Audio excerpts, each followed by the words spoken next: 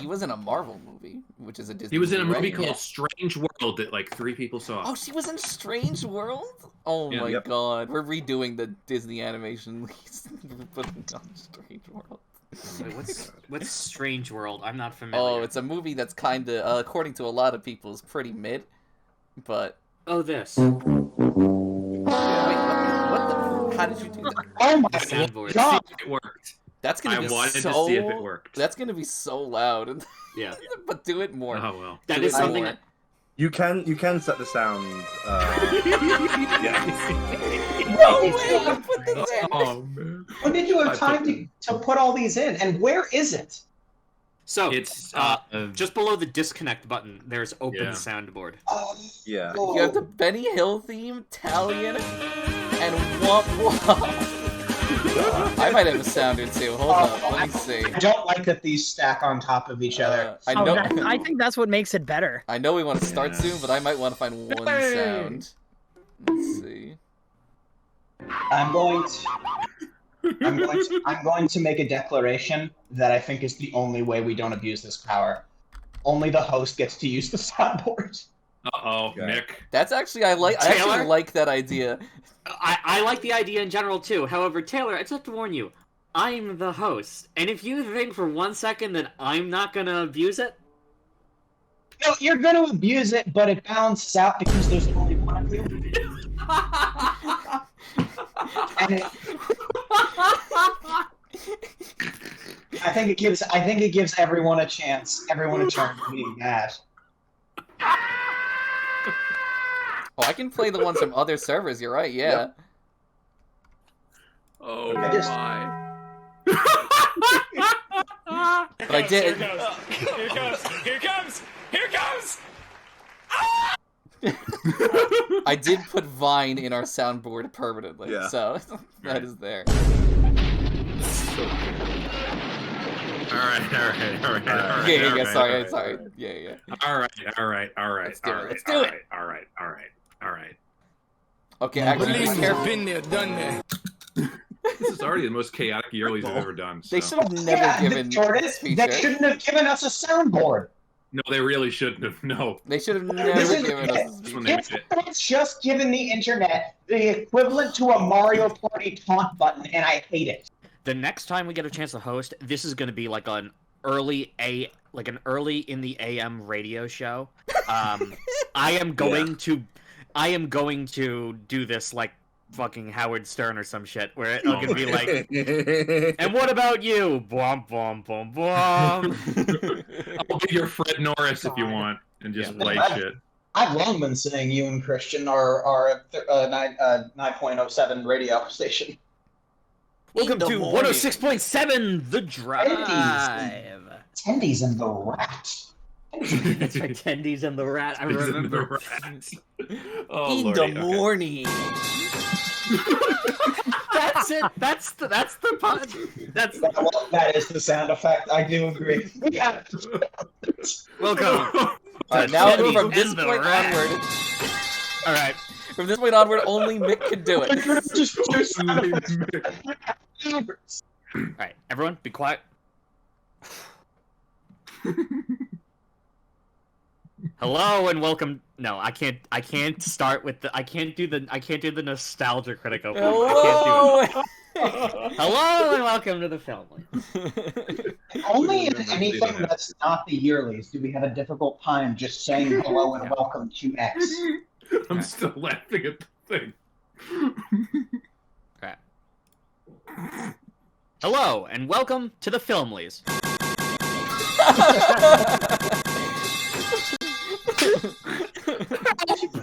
The metal industry is quaking in their boots. In my defense, I was left unsupervised and given permission for things I should not have been. Things have learned to walk that ought to Ought crawl. to crawl, and great holes are dug. No, Ought to suffice.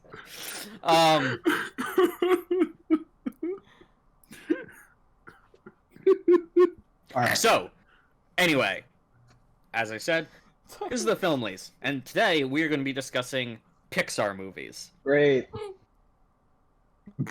So the son sounds so enthused.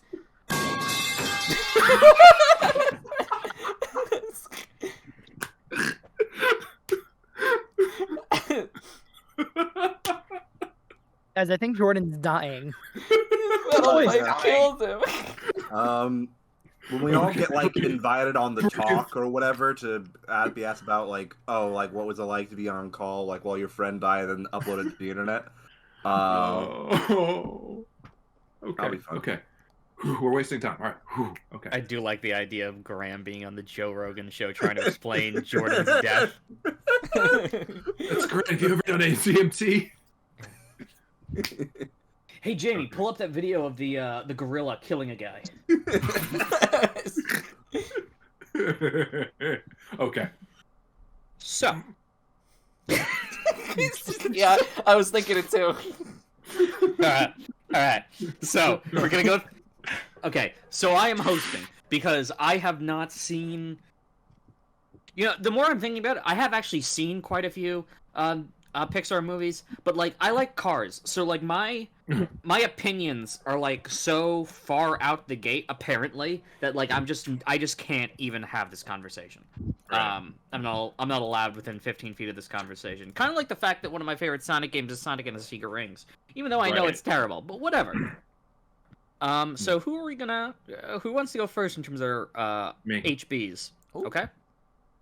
Okay. There's like So, 2 other movies total. well, I mean, there's other things. I mean, because in the last one we talked about like, okay, what background do we have with like Pixar and what in these movies and things like, did we grow up with them? Did we come into them later? Yeah. Of course. Because obviously in the Disney one I talked about how I had all these on VHS from the Renaissance all the way back. Pixar, I was lucky enough that literally I was born the year of Toy Story. I was born the weekend Toy Story was out.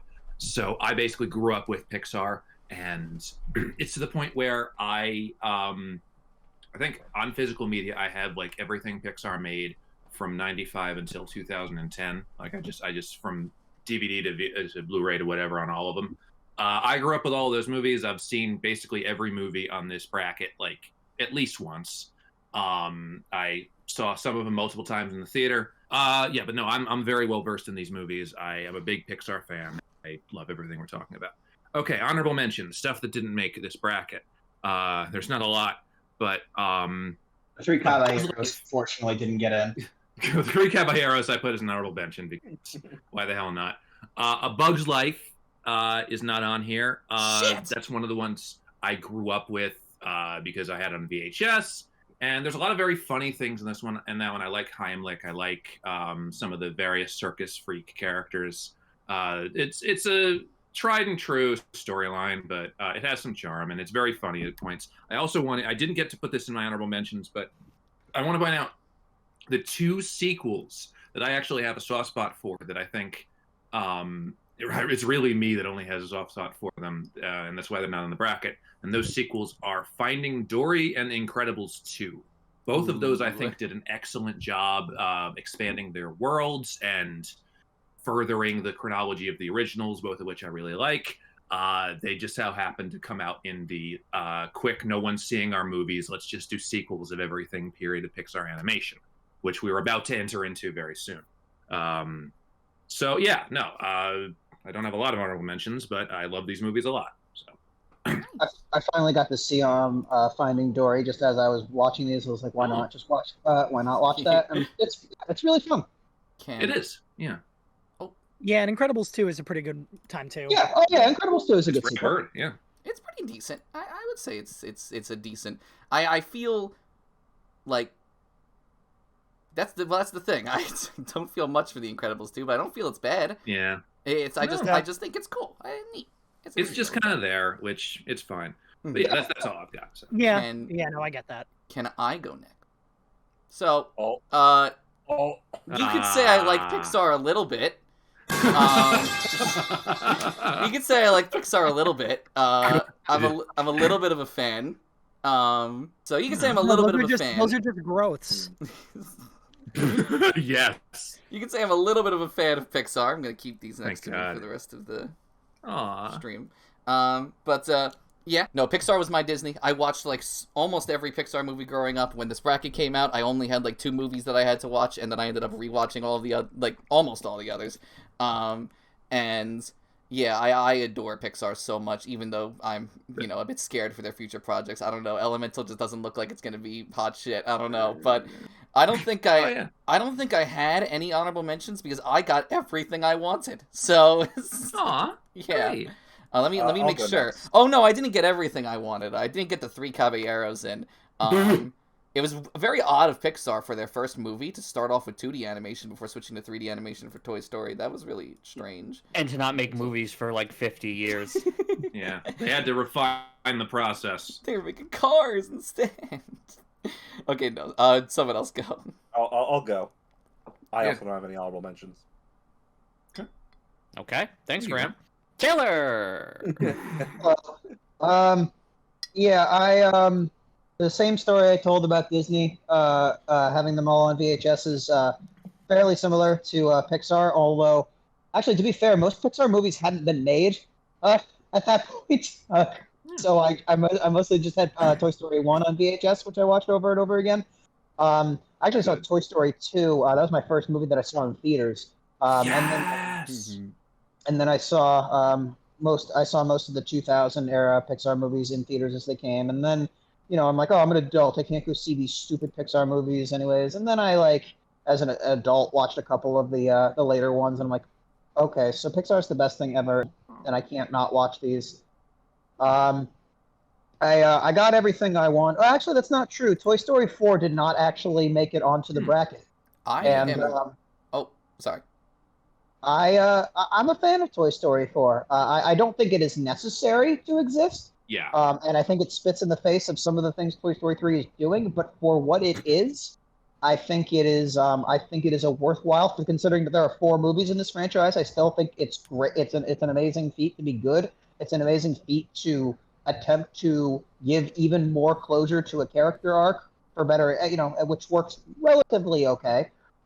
Key and Peele are really, really funny in it. There's just this running bit of like they want to steal a pair of keys. So it's like, all right, here's how we're gonna do it. There's this old woman, and she comes in. It's they just attempt the keys.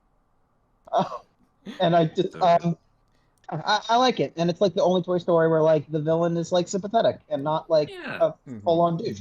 I am very upset that I didn't get to watch Toy Story 4 for funsies. Honestly, I wanted to watch it because I felt like the message of Toy Story 4 after seeing like the first 3, from what I've heard of the message of 4, it's Toy Story 4 somehow manages to say something important after 3 movies of saying important things. Yeah, yeah. Just an odd direction to go in. Tom Hanks actually broke down crying reporting his last plans, which I think is sweet when he's played the character for this many years. Well, they're making a 5th one now, so. Yeah. We'll fucking see. All right. We'll see. Also, it's not on my honorable mentions, but I just need to say it. I have Stockholm syndrome for Cars too. Oh no. Babysat these kids, and all they ever wanted to do was Cars 2. So I've seen Cars 2 a really uncomfortable amount of times. And my thoughts on Cars 2. Listen, there's a lot wrong with that movie, but like I also think Mater's story is kind of cute, and like the confrontation at the end where he exposes the mastermind, I think is delivered with a lot of confidence. And I like, oh no, leave me alone. Don't eat the pistachio ice cream. Anyways, the 3 Caballeros didn't make it on. Like, go ahead. Yeah, so I pretty much have the same experience that most of you have with Pixar. I didn't realize how much I grew up with them until like I was looking at all the choices for this bracket, thinking about the first time I saw them and going like, oh, I've seen most of these for the first time in theaters. Yeah. So yeah. They were definitely like a super formative part of my childhood, whether I realized it or not. Yeah, I mean, like the nice thing about this is besides like one movie, I think that I have everything that I want on the bracket, right? Yeah. I have everything. Oh wait, no, I'm sorry. I mean, we didn't get the 3 Caballeros. No, but, we didn't. I mean, how do I begin to define a masterpiece? Yeah, how could we forget the 3 Caballeros? Yeah. So Yeah, I mean that's pretty much it. I think this is probably the only the bracket in all of this. As long as this channel is alive, for as many of these as we do, this is probably going to be the bracket where the most of us have the most things to say, because the selection choice is limited enough that we can be so excited about so many of these. Also, I think all of these. The next one is like that too. Yeah, honestly, to a degree, I would say. And all of these are so fucking good. It's oh my god, they're all so good. In the Disneylies, there were 3 that I was lukewarm on. For this one, there's I don't even 1, maybe 2. I don't know. But same. It's yeah. But we'll have to get into it, I suppose. Yeah. So, we ready to get into it then? Oh. Fuck, I need to stop laughing. Never gets old. It's so good. It's so good. All right. Without further ado, round 1. Coco, which is it doesn't matter. Everyone basically put all of these movies are on everyone's list somewhere. Say it. I picked it. Say it.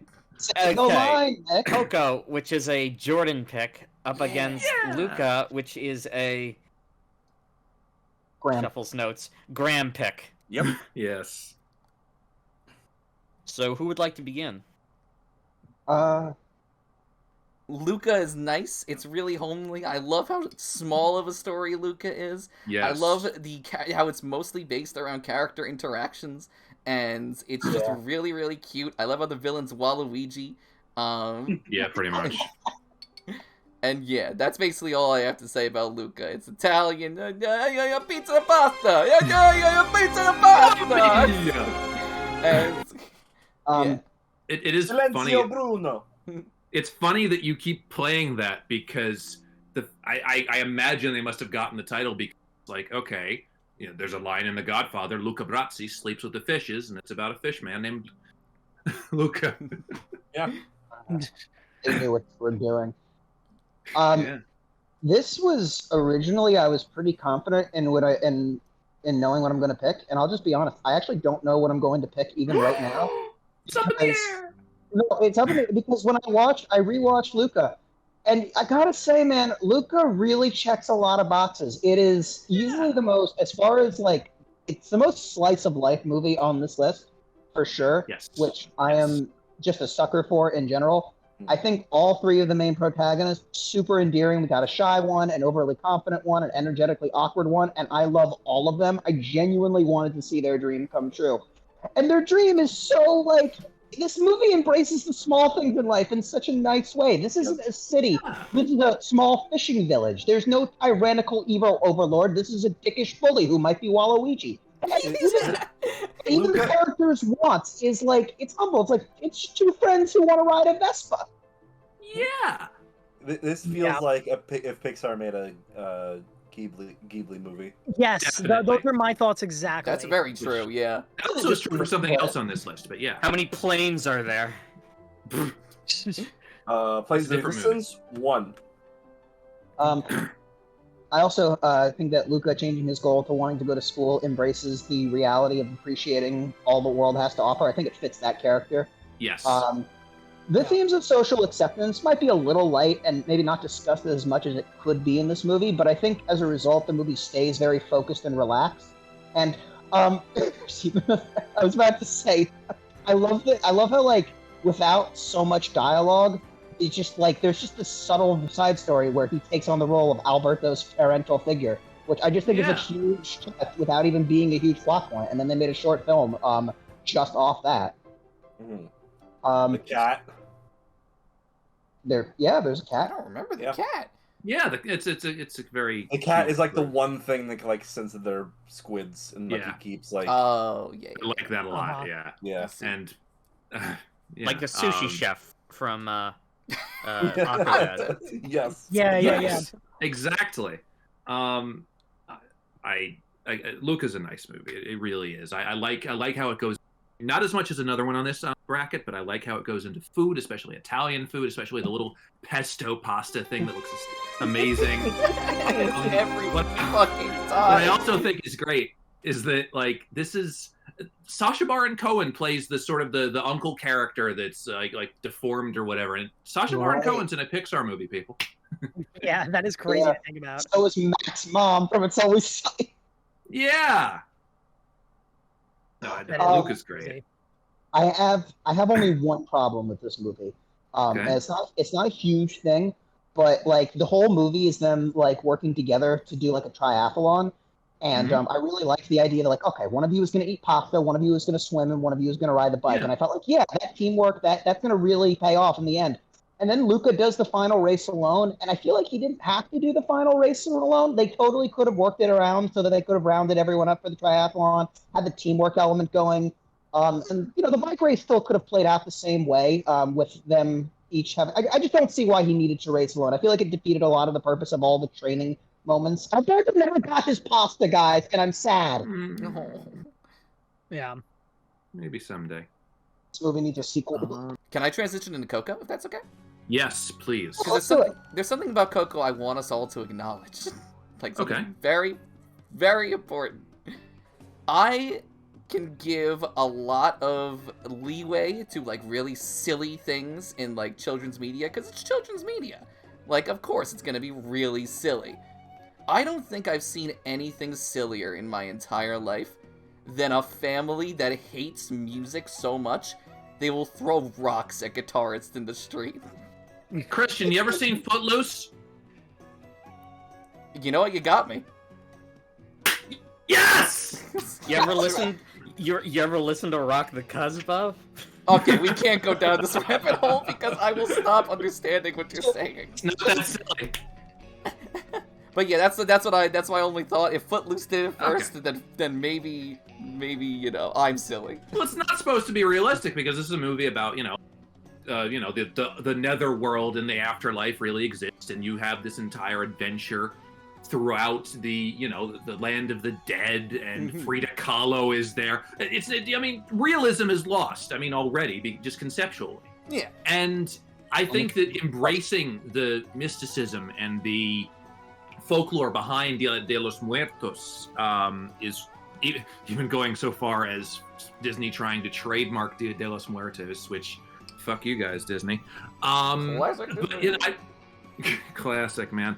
But no, I think that a lot of as an adventure story, as a family story, as a arc realization story, as a sort of twist, even though you kind of know that really going to be this guy that's the grandfather, it's the other guy that you've been with the whole movie.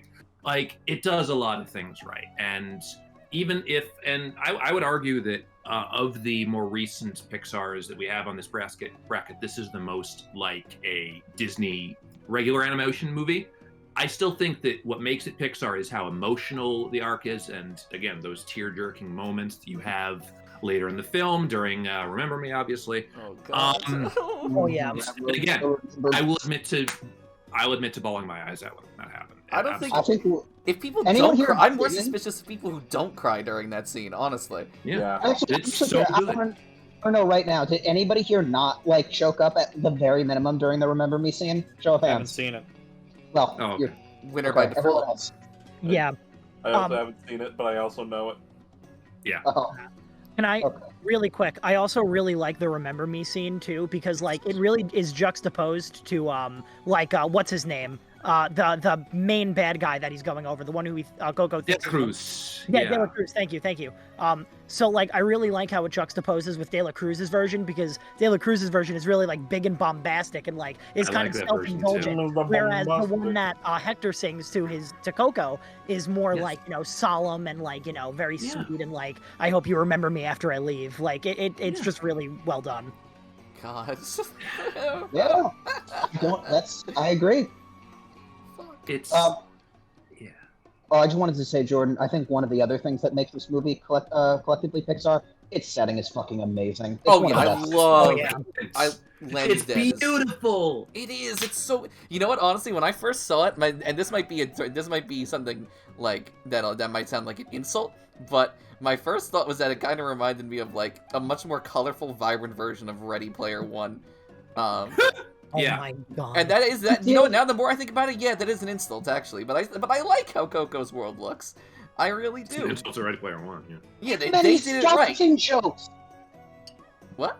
So many skeleton jokes. Oh, there's so Yeah, they did and the there's hand so much thing. fun. Yeah. They did the hand thing like 80 times. It's fucking Great. scary godmother looking ass. Up into his mouth. And there's natural stakes. It's not like trying too hard to force stakes, which I'll get to my Pete Docter criticisms eventually. But no, it's just there's so much that's decadent and beautiful and wonderful. And even if it is very much an emotional thing and a good more than it is funny, it's still one of the biggest feasts for the eyes that Pixar has put out, and a very feel-good movie all around. And I'm very happy that they put that out in the midst of their let's do sequels to everything era. Yeah. So It was like a breath of fresh air. yes. And I agree with you, Jordan. Like, the twist villain is somewhat obvious, but at the end, but nonetheless, I do feel like Dela Cruz did some dark shit. Like, this is a movie that flat out was like, yeah, he killed the guy. Yes. De La Cruz is a great villain. I feel like he Oh my God. works a little bit less as a twist villain, but he's a great villain. Yeah, and it's Benjamin Bratt who is. It's funny, not the only villain he played in an animated movie this decade. He was the villain in Despicable Me 2 as well. But he's not Vector. great Who as De La needs Cruz. it? And the music's fun.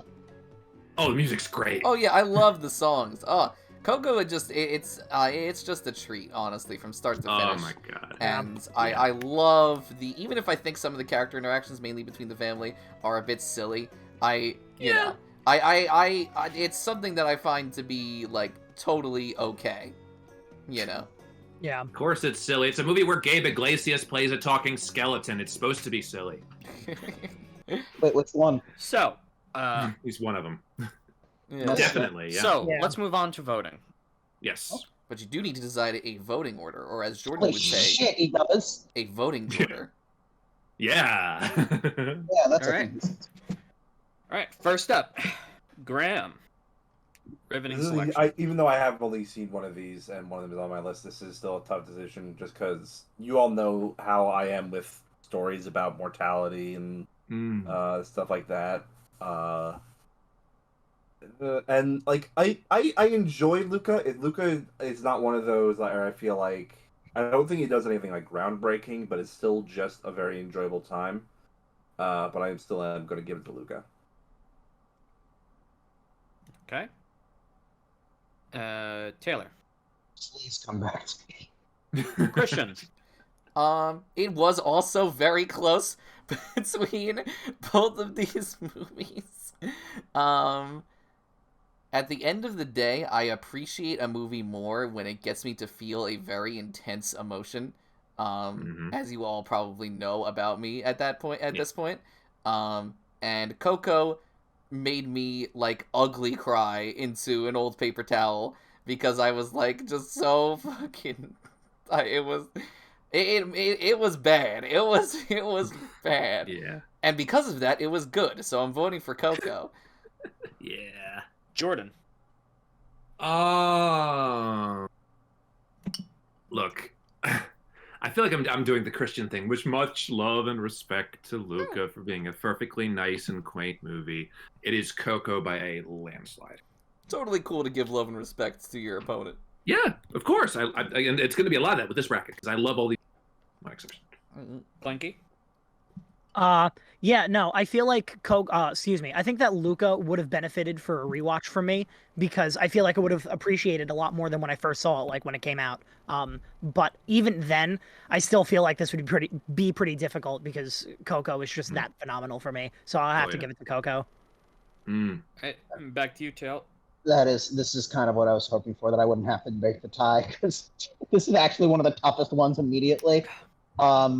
I think I'm going to vote for Luca because I want it to be 3-2. I don't know if I'll always vote for Luca over Coco because I think at the end of the day, Coco's ending hits me more emotionally, and that's a good thing. Yes. But I think Luca is more than a lot of movies on here. Luca is one of the movies that leaves me wanting more a lot. Like, I genuinely want a Luca 2 that's just Luca at school.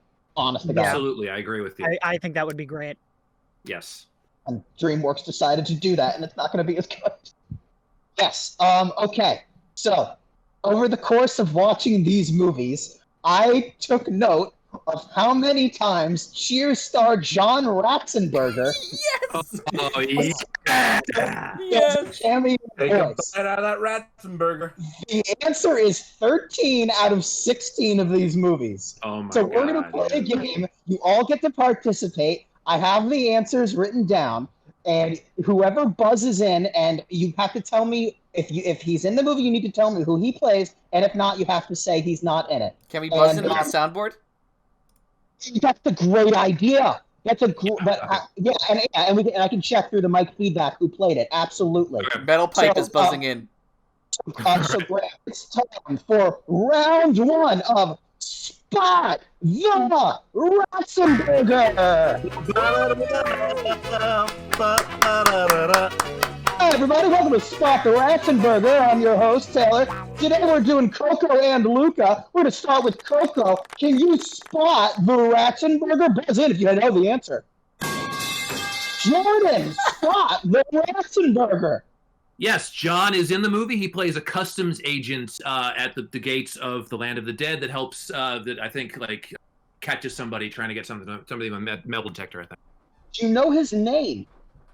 I didn't know he had a name. Oh, God. Actually, John Ratzenberger. That's his You have to name. get his name? You're probably right. This is the one that I don't know, that I didn't recognize which character he played. I looked up the name earlier. I buzzed in. Okay. Do you know?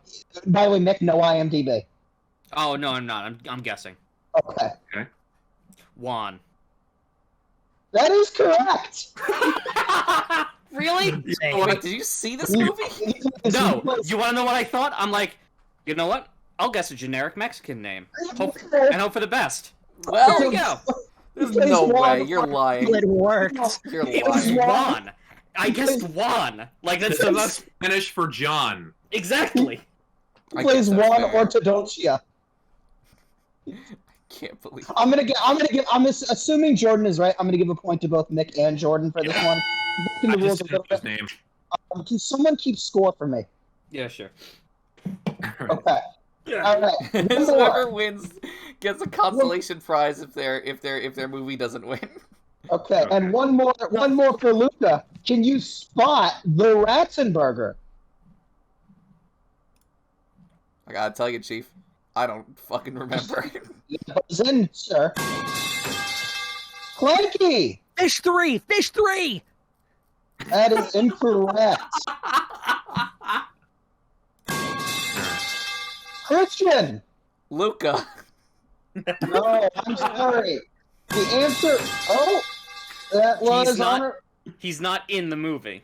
That's correct. There is no John Mick is Ratzenberger cheating. in the Mick is movie. cheating. How am I cheating? No one could think of it, and I figured I'll guess he's not in the fucking movie. You have the IMDb. No, I don't. I don't need the IMDb to figure out that he's not in the movie. I got my fucking Yeah. eyes on you. And that concludes round one of Spot the Ratzenberger. We'll see you after round two. Oh, man. This is going to be a fun night, you guys. Oh, yeah, it is. I am with you, man. All right, let's jump on. All right, I'm handing it back to So, moving up to round two, we got my wild card pick, Ratatouille versus Inside Out, which is a Shuffles Notes, a Christian pick. Yeah. May I start, because I have a vested interest in both of these, if that's okay. Ooh, Yeah, sure. Ratatouille is easily, by a landslide, my favorite thing on this entire bracket, and if it doesn't win, I'm going to murder all of you. But Wow. I need to defend. All right. I need to give some defense to That's Inside crazy. Out. So, I watched Inside Out very recently. I think it's a movie that was literally, they walked into the office and they were like, here, make an impossible movie. A movie making a tangible visualization of the entirety of our mental subconscious and conscious. Good luck, by the way. Don't fuck it up. You only have an hour and 40 minutes. Not to make the movie, but to put the movie in. Yeah, you know what I mean. Yeah, this movie took an hour and 40 minutes to make. Yeah. Yeah. Really impressive considering the time constraint. Animation, right? Oh yeah, and if you can find a role that Mindy Kaling wouldn't be out of place in, that'd be great. The voice cast of this movie is really, really good. Like, Bill Louis Hader Black as as Fear Anger. is... Oh, wait, what'd you say, Jordan? Louis Black, Black as as Anger. Anger. Oh my god. I tried looking at some of his other roles to see if I recognized any of the others, and I couldn't, and I feel bad because now I want to watch more Louis Black media. This is Look, like- he's fun. mainly a stand-up, and so his stand-up persona is getting angry. I see. Didn't he do like what was the horse bit with him? I don't know this. It was like I don't know either. okay, it was like you go to a restaurant and you the weirdest thing you ever heard was like my horse is, and I forget what the bit is. Oh god. Loose in the hospital. Why the long No, face? different comedian, I less know. angry. Oh, I see. I don't know why, but even though I saw the movie already, I spent up until the rewatch. I told myself that Anger was George Lopez, and I don't know why. Oh my god. Fuck. I genuinely don't know why I made that association. I will say, with Inside Out, if I will say one thing about it, one thing to sort of diminutize it, to make sure that Ratatouille wins, Inside Out, it's has this problem where I feel like its characters have this, like, each character has this switch, right? It's the annoying switch. And, like, sometimes the annoying switch is turned on for, like, 30 minutes, and you can't really do anything about it. And it's like... 30 minutes. No, 30 minutes. And it's like, well, you can't really do anything about it. And then the annoying switch turns off, and the character's wonderful, and I love them, and they're amazing. Yeah. But then they turn the fucking switch back on again. It's like, oh, Jesus Christ. But But to say that it goes for 30 minutes would be like saying that for a whole act, this character is annoying. I don't think I'm entirely incorrect in saying that. I mean, But I know what I said. this look, movie... I will say the characters are. I like all the characters, but they are like some of those personalities can be a bit one note by design. Oh yeah, I was gonna say. Yeah. Sure, I'll give you that. Though, But oh, no, I don't sorry. think they're that bad. It's just a little annoying, and that's the annoyance is kind of build up over time. Inside Out has a lot of really great ideas, and it did, and I must admit, both times I watched it when I was younger, when I was older, made me cry both times. But Yeah, like Yeah. The crying scene at the end really gets to me. Ratatouille made me cry today, 3 hours ago. So like, Good. And that's not because it inspired you to cook and the onions were getting to you. That's a great joke. So, can I actually, this is my wildcard pick. Can I speak a little bit about Ratatouille? Of course. So, Christian, I'm with you. Ratatouille is probably my favorite Pixar movie. Mhm. And among the reasons why that I love Ratatouille, first off, it's got rats in it. So obviously, I like that. There's something about the moral of Ratatouille that I like because not a lot of other sort of movies go this route. Because, so if you guys had to sum up, what is the theme of Ratatouille? anyone can cook. Yes. And the reason I like that is because the theme isn't everyone can cook, it's anyone can cook. Yeah. Which is, you have the potential to do it. Whether you do is a different story. I like it as a nice counterbalance to the listen, you just gotta put your mind to it and believe in yourself, the power is inside you, that all that, like, you're already perfect, you don't need to do anything. It's like, no, if you want to cook, you're gonna have to work at it, but you can do it if you put your mind to it. Yeah.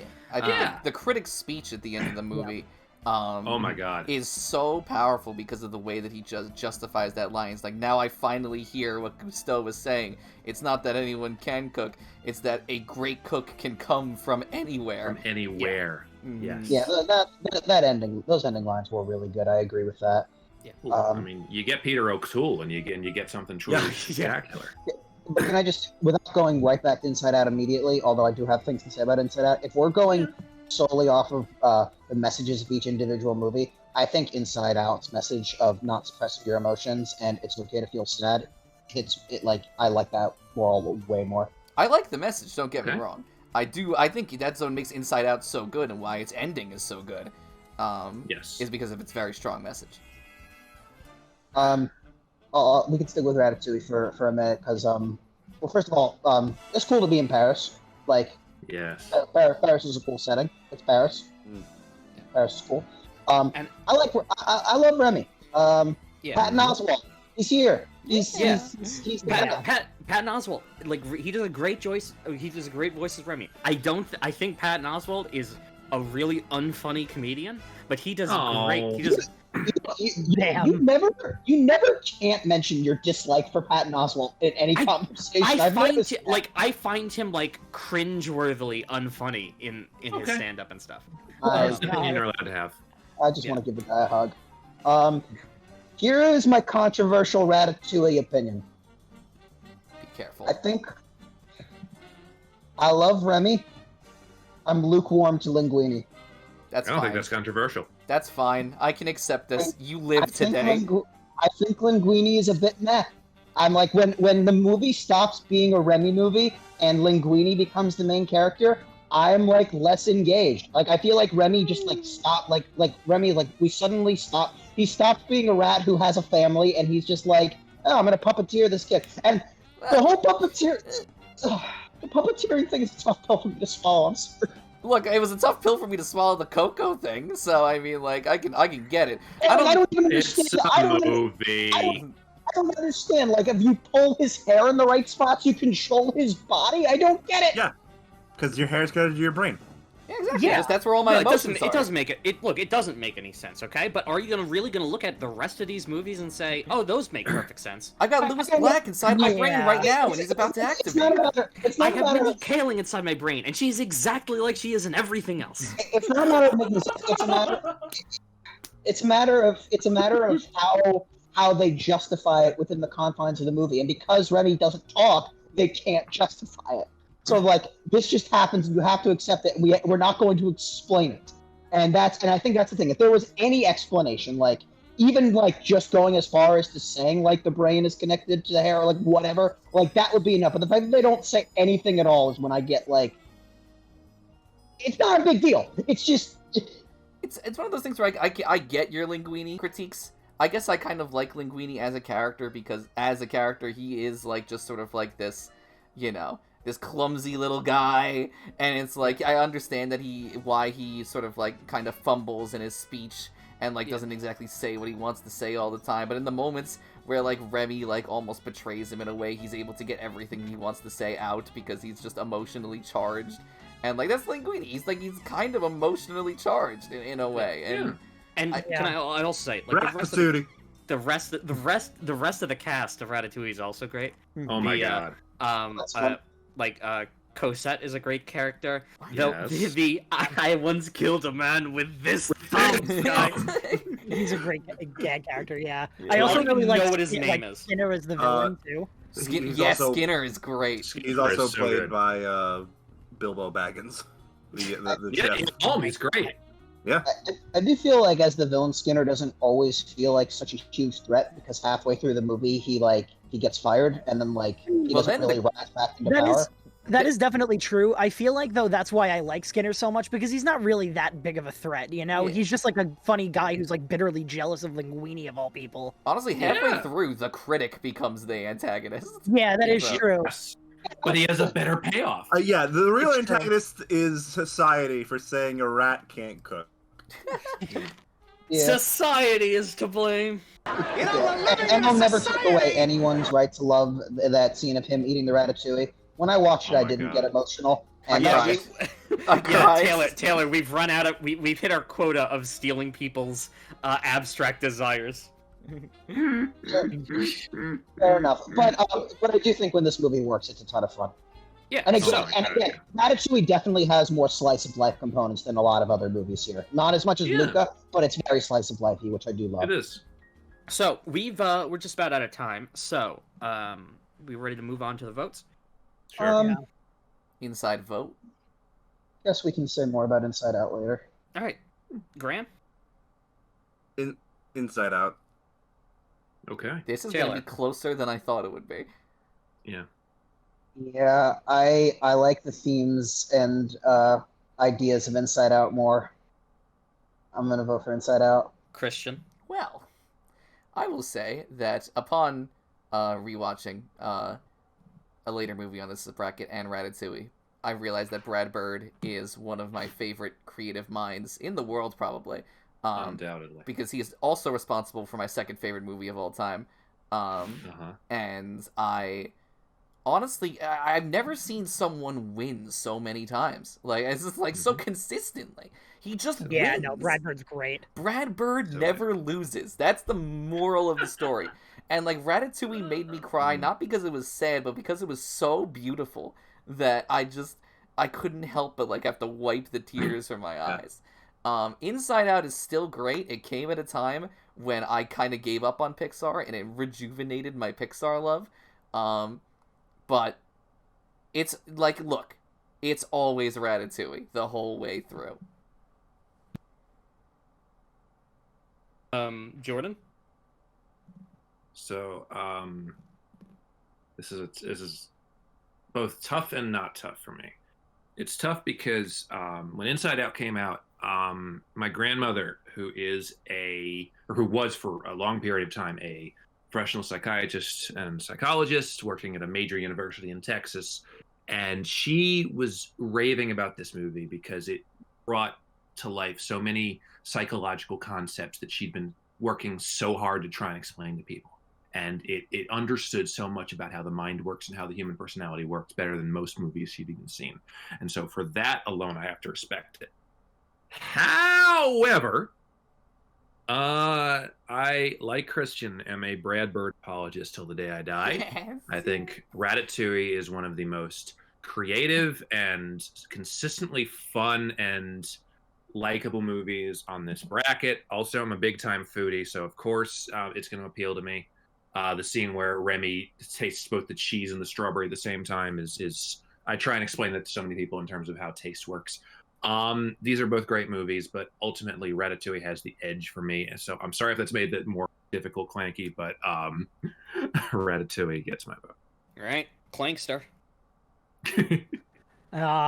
Yeah, I mean, again, like Christian and Jordan, I love Brad Bird as well. And I think this is just another great example of a Brad Bird movie. Inside Out is still great, though. There are a lot of things I like about Inside Out. But to me, like, it doesn't hold a candle to Ratatouille, so I have to give it to Ratatouille. What I'm taking away from this is Ratatouille wins because Brad Bird. Because he's great. Pretty Yeah. much. It's like how Hamlet wins because it's Shakespeare, you know? Like, All right, it's... well, All so right. that brings me to my next comment. Who's Brad Bird? He is Director the of Mission director Impossible of the... Ghost Protocol. He also directed the... Yeah, that's gonna help Taylor. He used to be a Simpsons director, and then he directed directed Ratatouille and one other movie on this bracket, and now he's doing live-action movies. I see. All right. Like Tomorrowland. But the less Okay, said fine. about that, the better. Okay, Brad Bird loses. All right. Bird Well, loses. we can talk. He lost. Well, listen, guys. We can talk about Brad Bird all day, but you know who I want to talk about is a little man named John. So that brings us to round 2 of Say It With Me. But the Ratzenberger. Sorry, I'm just abusing my privilege. Hi, everybody. Welcome back to round 2 of Spot the Ratzenberger. I'm your host, Taylor. Last round, we had a bit of a conundrum where Nick somehow got both answers correctly. And we've been accused of cheating, but we are having all good and fun here. And now we're on to Ratatouille and Inside Out. We're going to start with Ratatouille. Can someone please spot the Ratzenberger? That is Jordan. Yes, John Ratzenberger is in the movie. He plays the main waiter at Gusteau's, who is most famously the person who has to tell people they're out of the special and that they have to think about something really quick. That is absolutely correct. He plays Mustafa the waiter. Yeah. See, we got an applause. Fantastic. And now for Inside Out, can you spot the Ratzenberger? Oh, who's Christian. first? He's the cloud guy. I'm sorry? He's the cloud guy. I need you to elaborate. No, he's the cloud guy. I don't know who the cloud guy is. What Clanky. Fish 3! Fish 3! I'm the closest you're gonna get, buddy. That's unfortunately also incorrect. Nick. Oh, no. John, the cloud guy. I don't know who the cloud guy is, but that's not correct. He's the cloud guy. He's the cloud guy. I watched this last night. He's the cloud guy.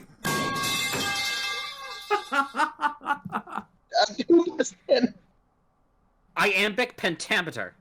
Okay, Graham, do you want to take a shot? No. Okay. I win. I get the point. Give me half a point for cloud guy. Give him the point. The answer was the mechanic Fritz. Oh, actually, I was wrong. Never mind. Don't give me the point. All right. Nobody gets any points for that. Cool. All right, that concludes round 2 of Spot the Ratzenberger. We'll see you after round 3. Okay. Oh. Round 3. We got Yeah. Oh. we got Wall-E, which is which is a Christian pick, Wall. of course, Yeah. up against Toy Story, which is a Taylor pick. I hate Who to would be like- annoying, but I swear, can this be the last time I go first? We'll I need find to, out. I need to, you can go first, but I just need to say something first. I need to just say a quick thing. Okay. I just want to, Mick, whenever you're ready. Yep, go ahead. So I just want to say, for this first round, I think it would be very important, because all 3 of these Toy Story movies are great, that we not compare them with each other until they're up against each other. I entirely agree. I 100% agree with that. I'm I in. will probably break that rule, but I need to establish it early. Because we'll get to how that's going to be challenging, but I agree with that. Okay. Anyway, Wall-E. I don't have. I think I have a quick sort of at least punchline to say about each of these. Wall-E. Upon rewatch, I actually noticed I had a lot more problems with Wall-E than I had initially had on my first rewatch. Mainly, I think the biggest thing about Wall-E that gets me, is while I do believe that its message and morals are 100% correct. Big corporations ruining the earth and blah blah blah. That's the environmental message. I don't think I've ever seen it more on the nose than in Wall-E. Like in my entire life, I have never seen it. I have never seen it more. Messages are not why I watched this movie. Yeah, I guess I've never seen it more pushed in my face than Wall-E. Now I say that because that message did not stop me from loving this movie all over again. Because at the end of the day, Wall-E can shoot me with a Glock, and it wouldn't matter because I would still love it because it's a robot love story. And it's a robot love story. Look, you guys have to understand that We do. that Wall-E we and do. Eve are like in love. That Yes. it. I mean, no, you're correct. It's a robot who wants to hold hands. That's what this movie is about. It's a robot love story. Fuck the big corporation stuff. This movie is about Wall-E and Eve. Yes. That's why you watch this movie. My biggest problem with Wall-E has always been Act 1, which is everybody else's favorite part of Act 1. Oh no. What what are you about to say? Well, here's the thing. I've come to appreciate it a lot more. Because I think it is still like really cute and like incredibly impressive. But it's also 40 minutes. And my favorite part of this movie is when they're up on the ship. Like for me, the movie gets so much better when Jeff Garland gets to start talking. And Interesting. and that doesn't mean that Act 1 is bad. I just think that Act 1 could absolutely have been shortened and without depreciating the value of the movie at all.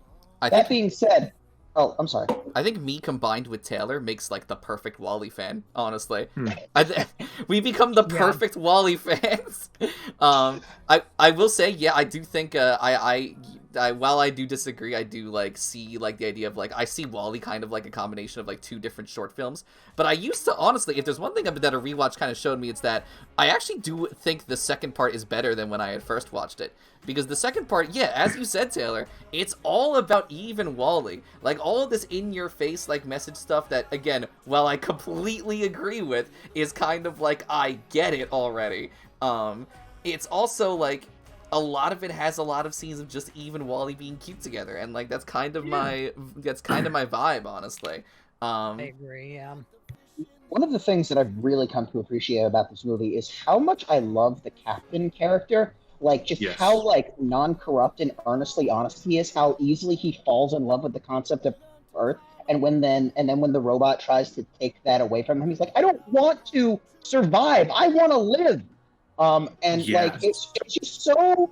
I just like find it like so easy to like to have like an authority figure be like such a douchebag, and like this guy is just the most earnest, honest guy in the world, and how much like he's into food, and then at the end of the movie, he's like, "You kids are gonna plant seeds."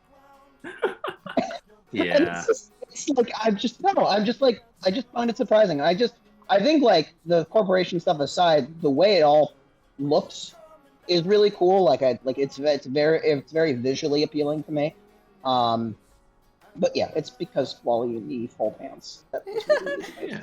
I was just gonna a lot more risks than the normal Pixar movie, including having live-action Fred Willard on screen, basically detailing the dissolution of mankind. Literally, the shot of all the different captains going more and more animated and embiggened as they go, and also just having an act of the film go on without a lot of dialogue and just about the world building and about the everyday life and milieu of this very lonely robot, I think is fantastic. I think it does a lot of things. I would call Wall-E the closest thing we have to art house Pixar film. I mean, yeah, and I that's think exactly what I think about it too. a lot of people agree because it's in the Criterion Collection now. Yeah, let's fucking along go. with Being Hit by Football. So it's very much a thinking person's, even though yes, it's not a very subtle message, it's very much a thinking person's Pixar film, and for that I have a lot of respect for it. Also, I have respect for it because it finishes off with a song by Peter Gabriel, which I'm always gonna have respect for a movie that does that. So, and it also has the Louis Armstrong song at the beginning, which is also just really good. Yeah. The live action stuff throws me off. Okay. I don't. Well, you're not gonna like the Three Caballeros. But he's no Jose Carioca. By the way, speaking of music, I want to just ask. But in a minute, we're gonna start talking about Toy Story 1. Guys, please be nice to Randy Newman. He didn't do anything. I will be. I will. For Toy Story, I will be. If we were talking about James and the Giant Peach, this would be a different story. Oh. But if anyone, and I know Christian is lukewarm. I don't think Christian likes You Got a Friend in Me. I think we got into a big fight about this. You Got a Friend, like I was mad. Anyone who disses You Got a Friend in Me needs help. Taylor, I just want to tell you that if you've got troubles, I'll go too. Jordan, don't test me. Don't worry, I think he's great. Don't worry. So yeah, if we're done with Wall-E, Let's go Toy Story. I'd like to gush immensely about Toy Story because it's Toy Story, and I fucking love Toy Story so fucking much. It's like this movie is just a part of the universe and everything. First of all, like there's so many jokes I missed. Like there's a scene where Mr. Potato Head uses his lips to kiss his own ass. It's really fun. Because he's calling Woody a kiss ass. But oh god, there's so much creativity with toys in this movie. This movie has such a playful nature. Like in the first act, like Woody is just like hanging out with all the toys. It goes up to the Etch-a-Sketch, they etch, draw, and then Etch-a-Sketch draws. Like this movie, I think, has more toy humor than any. I'm sorry, I'm not comparing. This movie has tons of toy humor, and it's great humor because it's all fucking coming from toys. The setting is a children's toy room, and that's so great. It was a brilliant idea for Pixar to be like, okay, we have our new technology. We're going to be like the first ever fully 3D computer generated movie. But we can't really make people that look extremely accurate to people. I got it. We're going to have them all just be facsimiles of people anyway. We'll just make them toys. It's brilliant. It was a really good use of the animation. Yes, yeah. I will be the first to admit that the human models have not aged the greatest. Or the dog. When you look at Sid through a magnifying lens, But nonetheless, as you said, Graham, the toys look great, and Tom Hanks as Woody is one of the best roles. Tim Allen as Buzz is great too. But when I watched this movie, I probably laughed more than any other movie on here, just because the concept is so fucking funny, and Tom Hanks is. Holy moly! The microphone on that one, it like distorted it. Oh my goodness! The word I'm looking for. I can't say because there are preschool toys present. Taylor, you are a sad, strange little man, and for that you have my pity. So long. Perfect. Yeah. Christian, you said when I yelled "You are a toy," it didn't cut out. It distorted. Yeah, it distorted. I think it's because of the Raycons. All right. It's Okay. very strange. Do you mind, Clanky, if I just give my my last two things I wanted to say? Yeah, no, you're fine. You can gush. I just wanted to add my Toy Story high has gone down a little since we had a moment to breathe, but no, it's okay. I'm still very, very high on this movie. So good though. Because I am about to talk about my absolute favorite part of this movie, and it is the confrontation with Sid, which I think is so legendary and it is a rule in this world that has never been broken like this ever again. And it gets to me so much just how they terrorize this child and Woody. So play nice. It is so empowering. It feels so good. Like it is such a unique idea, and it is executed so wonderfully. Yeah. You might argue that Woody could be an ass in this movie, but I think that because I think it's played very smoothly, unlike other movies, because not only will Woody learn from this experience, and he and Buzz will form a real friendship, but when he's an ass, it's really funny because he just doesn't get his way ever. Buzz, look at Alien! Yeah, exactly. Like it's just full of like he's an ass, but like killing with Buzz is exhausting. Yes, in this movie, yes. Yes, of course. Clanky, please, gush, please say all the nice things about this movie. Yeah, I mean, like I'm also a Toy Story kid. I grew up with the whole franchise basically, and like it's very quotable. Like the one that always comes to my mind is when they're in the claw machine and they go the claw. The claw chooses who will go and who will stay. It's so good. Yeah, I mean, I just really love the dynamic Woody and Buzz have in this movie because like it's. Even though Woody is an asshole, like you said, Taylor, like you really are rooting for him to get better at the end of the day. You can't help but feel like bad for the situation that he's in towards the end of the movie. And I just really, I have such an attachment to Toy Story that like I didn't realize until like I binged all of the Toy Story movies like towards the like I think it was last year, and I realized how much I really love the franchise from that. But we'll talk about the other Toy Stories like when we get to them, besides 4, I guess. But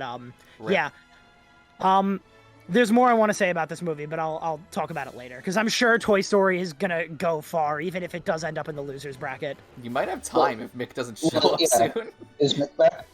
Oh, that's fair. Yes, I am. Oh, you are back. Okay, awesome. There he is. Perfect. Then I guess we'll vote. All right. So much for that. It's Lightning McQueen falling down the stairs. Sorry, I'm eating chocolate. I'm jealous. Good. How many bites? Don't you 2. fucking. It's the head of a chocolate rabbit. 2 bites. Oh yeah, good. Oh, that's what Amazing. you're referencing. Okay. That's your answer for everything. This wasn't a that's what I was gonna say. No, it's not a reference. I actually am eating the head of a chocolate rabbit. Anyway. Boning. Me too. Boning. It's just not I chocolate. love the boning. Anyway, where was I? Voting? We'll Hercules. give you a hint. Hercules wasn't on the Disney list. Yeah. So they're gonna come to yeah, so are we ready to vote? Yeah, we are. Yes. Okay. Yeah. Graham, Wall-E or Toy Story? Graham. Wall-E. Speak. Okay, good. Taylor. Yes, I really loved Wall-E a lot more on a rewatch to the degree that I actually am now fonder of it than a lot of other movies on this list, but it will never beat Toy Story for me. Okay. Christian.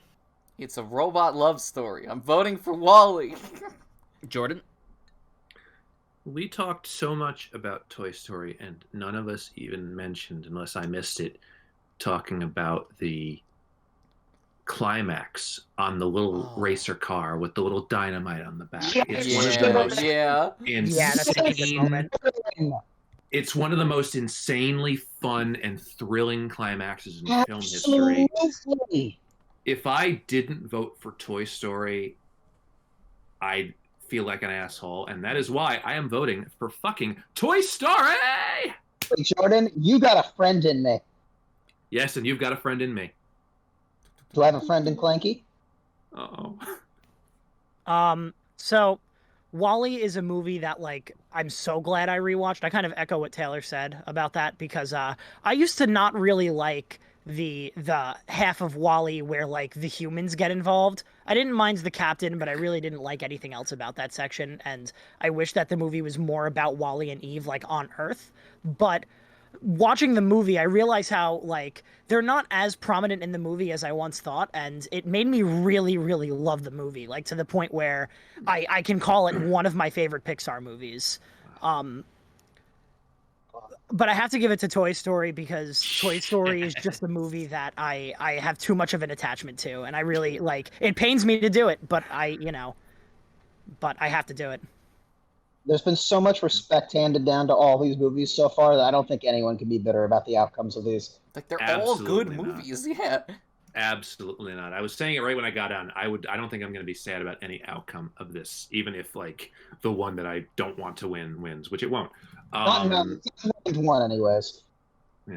Um, But yeah, no, of course. Hey guys, you want to play a little game with me? I want to play a game with you. It's a little game called Spot the Ratzenberger. All right. Whoever's doing the These applause, are- you're a champion. That's me. This is easy. Welcome back to Spot the Ratzenberger. My name is still Taylor. Didn't change it. And we are playing with WALL-E and Toy Story today. We got some John Ratzenbergers here, or do we? We're about to find out.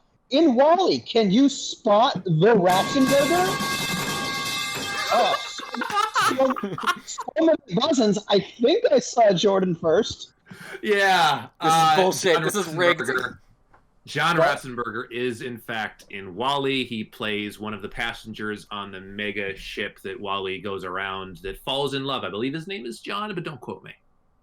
His name is John! That is correct! This is John Ratzenberger is just John. fucking rigged. Buzz in faster then. You can buzz in now when you spot the Ratzenberger in Toy Story. Well, I'm gonna clanky for this one. But yeah. No, Christian was first. three! I saw it. Pitch 3! All right, It's me, right? it's Christian now. Clanky blew his chance. Oh, okay, awesome. Buzz Lightyear. Wait, That's not correct. it's not Fish 3? You know, seriously. Jordan, this is the easiest one on. You're really going to leave it to me just to say, yes, he's in the movie, he plays Ham? Apparently so. That's 2 points for Jordan. Really? You saying he's not Buzz Lightyear? Rigged. That's Tim Allen, Christian. Tim Allen. That's another way to say John Ratzenberger. Oh, my favorite John Ratzenberger line.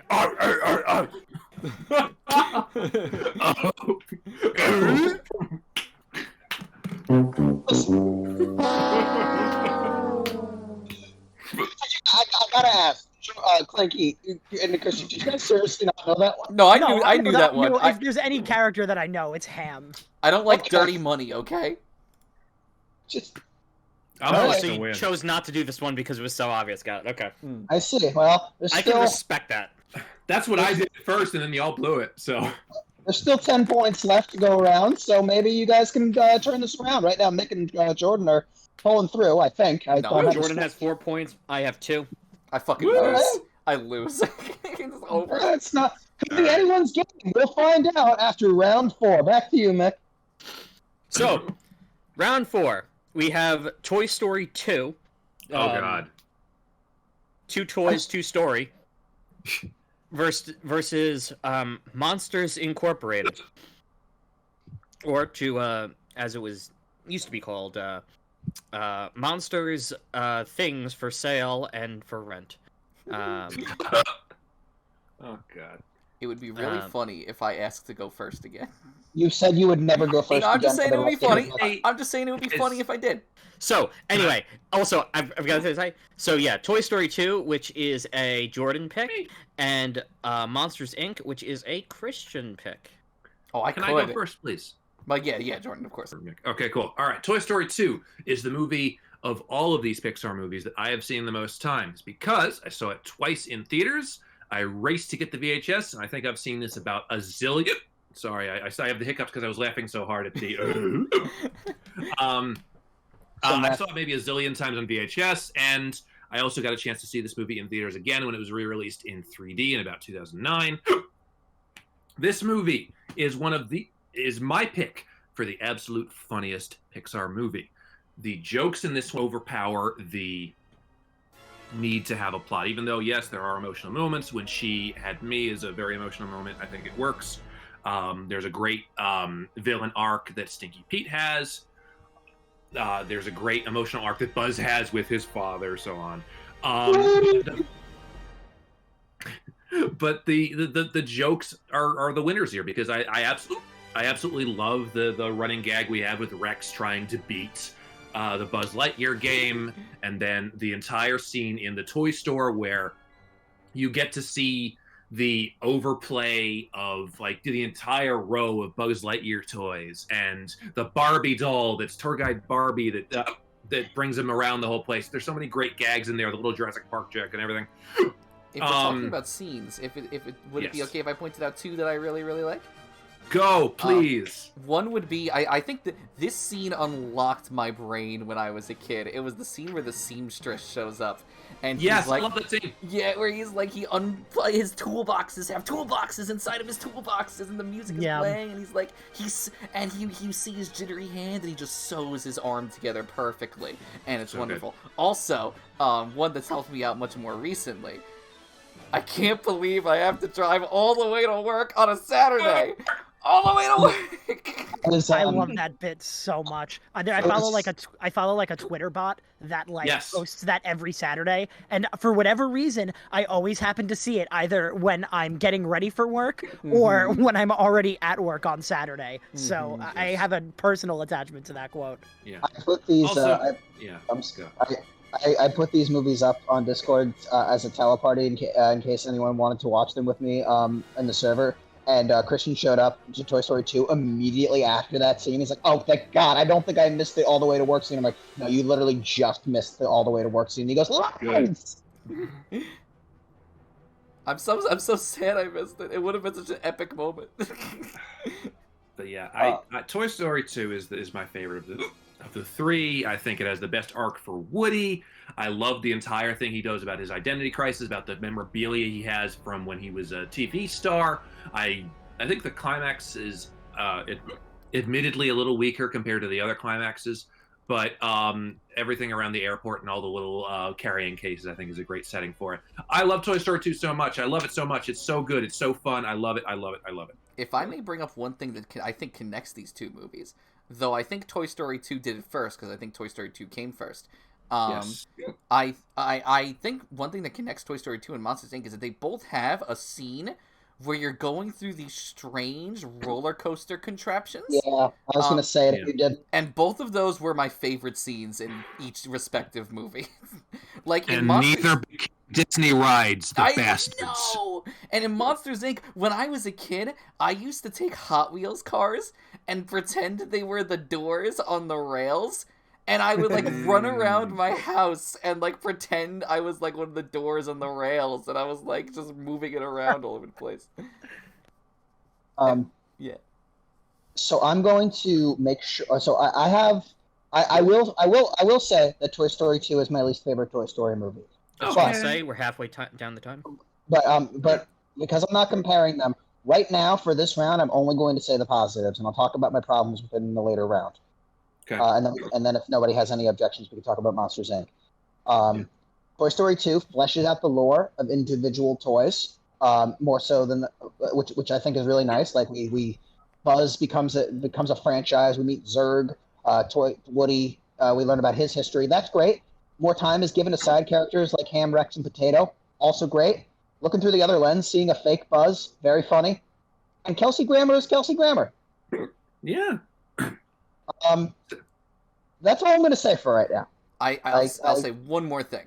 I think that Stinky Pete is one of the best twist villains Pixar or Disney has ever made. I agree. Mm-hmm. It's foreshadowed perfectly throughout the entire movie what his motives are and why he's doing what he's doing. So when the twist happens, you're like, oh, it makes sense. Okay. So Monsters, Inc. is pretty good. I did break my leg the night I watched it, which wasn't fun. Why do you all break your leg so much? I broke it once. Peer pressure. Yeah, everyone else was doing it. Sully's design is awesome. I really do think that like the color palette of Sully's design is really, really good. And the minimalism of Mike's design is also great. Yeah, Sully and Boo are like adorable. Yes, And of course. yeah, one of the things I noticed when I was rewatching this movie is, tell me if you guys agree, but to a degree, I almost feel like Mike in this movie is like Josh from Drake and Josh. Yeah. In that his character dynamic with Sully is so silly, and like his reactions are so like over the top. He's like, "Hey, you lost the kid." Put that thing back where it came from, or so help me. She's out of our hands. We're just rehearsing for the new music. And also the running gag of anytime like they show like the two of them, something is covering Mike's face. And Yeah, Mike is so- always Really good impressed anyways. I'm sorry. You know, you say it's a running gag. They do it twice. No, like But it's also not continued just afterwards. not just in the movie, but there's a lot of instances. Oh, like, okay, when- yeah, fair enough. Yeah. I was gonna say my favorite running gag is the CDC with the code 93. They keep The 23, poor 19. guy. 2319. yeah, and then at the end he just shoves his partner through the door. Yeah. May I talk? Whoop. Sorry. Yeah. Can I talk about Monsters Inc. for a little bit? Sure, please. So I rewatched it yesterday, and I'm really, really glad that I did, because it's another one of those movies that I ended up liking a lot more like than I initially remembered. Christian said before that he really liked the twist, and I guess I think Jordan did too, that you both really like the twist villain in Toy Story 2. And while I agree with you, I really like Water Noose as the twist villain in this one. Yes! It's perfectly foreshadowed. I feel like it's so believable that he's willing to literally basically kill a child. I would to kidnap make 1,000 something children work. before I let this company die. Exactly. Like that's fucking badass for a villain to say. Like, are you kidding? Yeah. Like, Yeah. Water Noose is easily one of my favorite Pixar villains, like, period. And not only that, but Mike and Sully work off of each other so well. It's just so much fun to watch them in this movie banter and like talk about like what's going on and everything. And like at the end of the day, Mike still cares enough about Sully that even though Sully dragged him in this crazy situation, Mike is still willing to fight through it to make sure that he's okay. Can I back you up a little, Clanky, on Water News? Because Yeah. there is something that like I really do respect about this movie, and it's that Water News is not evil for the sake of evil. Like, Water News is a businessman, and like I think that it like there are a couple of lines that I really am glad they have, where like Water News genuinely respects Sully, and like he is when he shoves Sully through the door, he is genuinely upset about it to the point that when he's conspiring with Randall, and he's like, Sully was a good man, and you suck. Yeah. And I just Yeah. like, No, I agree. Like, Water Noose's motivation isn't like, it's not, it doesn't even seem to be like, oh, he wants money. It's like he's got this is the company, and there's like hundreds and thousands of people employed there, and he can't let them all lose their jobs. It's legacy. It's a legacy, and I actually what you said there, Mick, actually about the concern for the people and their jobs, and it's like that's a lot to think about in terms of like Water Noose. And I gotta say, for both Water Noose and Randall, I love their designs so much. Yeah. Like such good Randall's an designs. okay villain. Steve Buscemi, you know. Do you hear He's that? fun. It's Steve- the yeah, I love winds of change. Yes. So- You want to change? Randall. Yeah. First of all, it's pronounced correct. If you're gonna threaten me, do it properly. Also jazz. A lot of I jazz. love the score. Yeah. The intro Yeah, no, song. the score is fantastic in this movie. Yeah. The intro song is my favorite Pixar song. That one. That one's my favorite. You should have played the metal pipe sound at the drop. No. Oh man, the concept of the whole basically what they go through is like, all right, fine, we have this society that's powered by screams, but the way they find the solution of, oh my god, laps are more powerful and probably a lot safer to extract. Let's just do that. I love that as a solution to their main conflict. And Yeah. can I also say there is a line at the very end where we see Mike as a laugh gatherer, whatever it's called. Yeah. Yeah. There is a line that I always quote this. You guys might notice this whenever I tell like a stupid joke or some sort, and like it gets a laugh. And it's like a prepared like joke sort of thing. I always have the line, what's going on? I'll be here all week. Remember to tip your waitresses. Yes. That's the thing that Mike Wazowski says at the end after. Yeah, it's from the Catskills. That's where Billy Crystal grew up, essentially. Yeah. Mike Wazowski. There's a fun Disney attraction that is just a comedy show based off of the ending to this movie. And I actually think it's a pretty funny bit of stand up. Yeah. I'll say one last thing about this movie is that the ending, like the very last shot, Yes. like it's like a gunshot 100%. to the heart. It is such a it is the automatic cry button. It is so Really? tough. But yeah, sorry. I guess we have been going for 15 minutes. I guess we can wrap have, it up. All right. Yep. So Graham. This is probably like the hardest bracket like we've ever put together. Yeah, 'Cause, I like, agree. These are all like, honestly, like I feel like this is one of the brackets where the final decision could change like on any given day. But at the end of the day, I'm going to give it to Monsters Inc. Okay. Taylor. You know, I love Toy Story movies so much that like I feel like whenever Toy Story is up, my gut reaction is to just vote for it because it says Toy Story, in the same way that whenever you guys see Star Wars, you just have to vote for it. But just talking about Monsters Inc. with you guys was really fun, and I feel like that in my mind painted a more positive image of Monsters Inc. tonight than it did for Toy Story 2. It could change, just like Graham. It could change on a moment's notice. But right now, I'm thinking about the Monsters Inc. Christian. Monsters Inc. may potentially be the most formative movie. It's definitely the most formative Pixar movie for me. Might be the most formative movie of my life, that being I watched him when I was the youngest and it left the strongest impact on me. Despite that, I'm actually still going to vote for Toy Story 2 because I feel like that movie just speaks to me more. It has more scenes that I like. It has more characters that I like. And I really just love what they're cooking, honestly.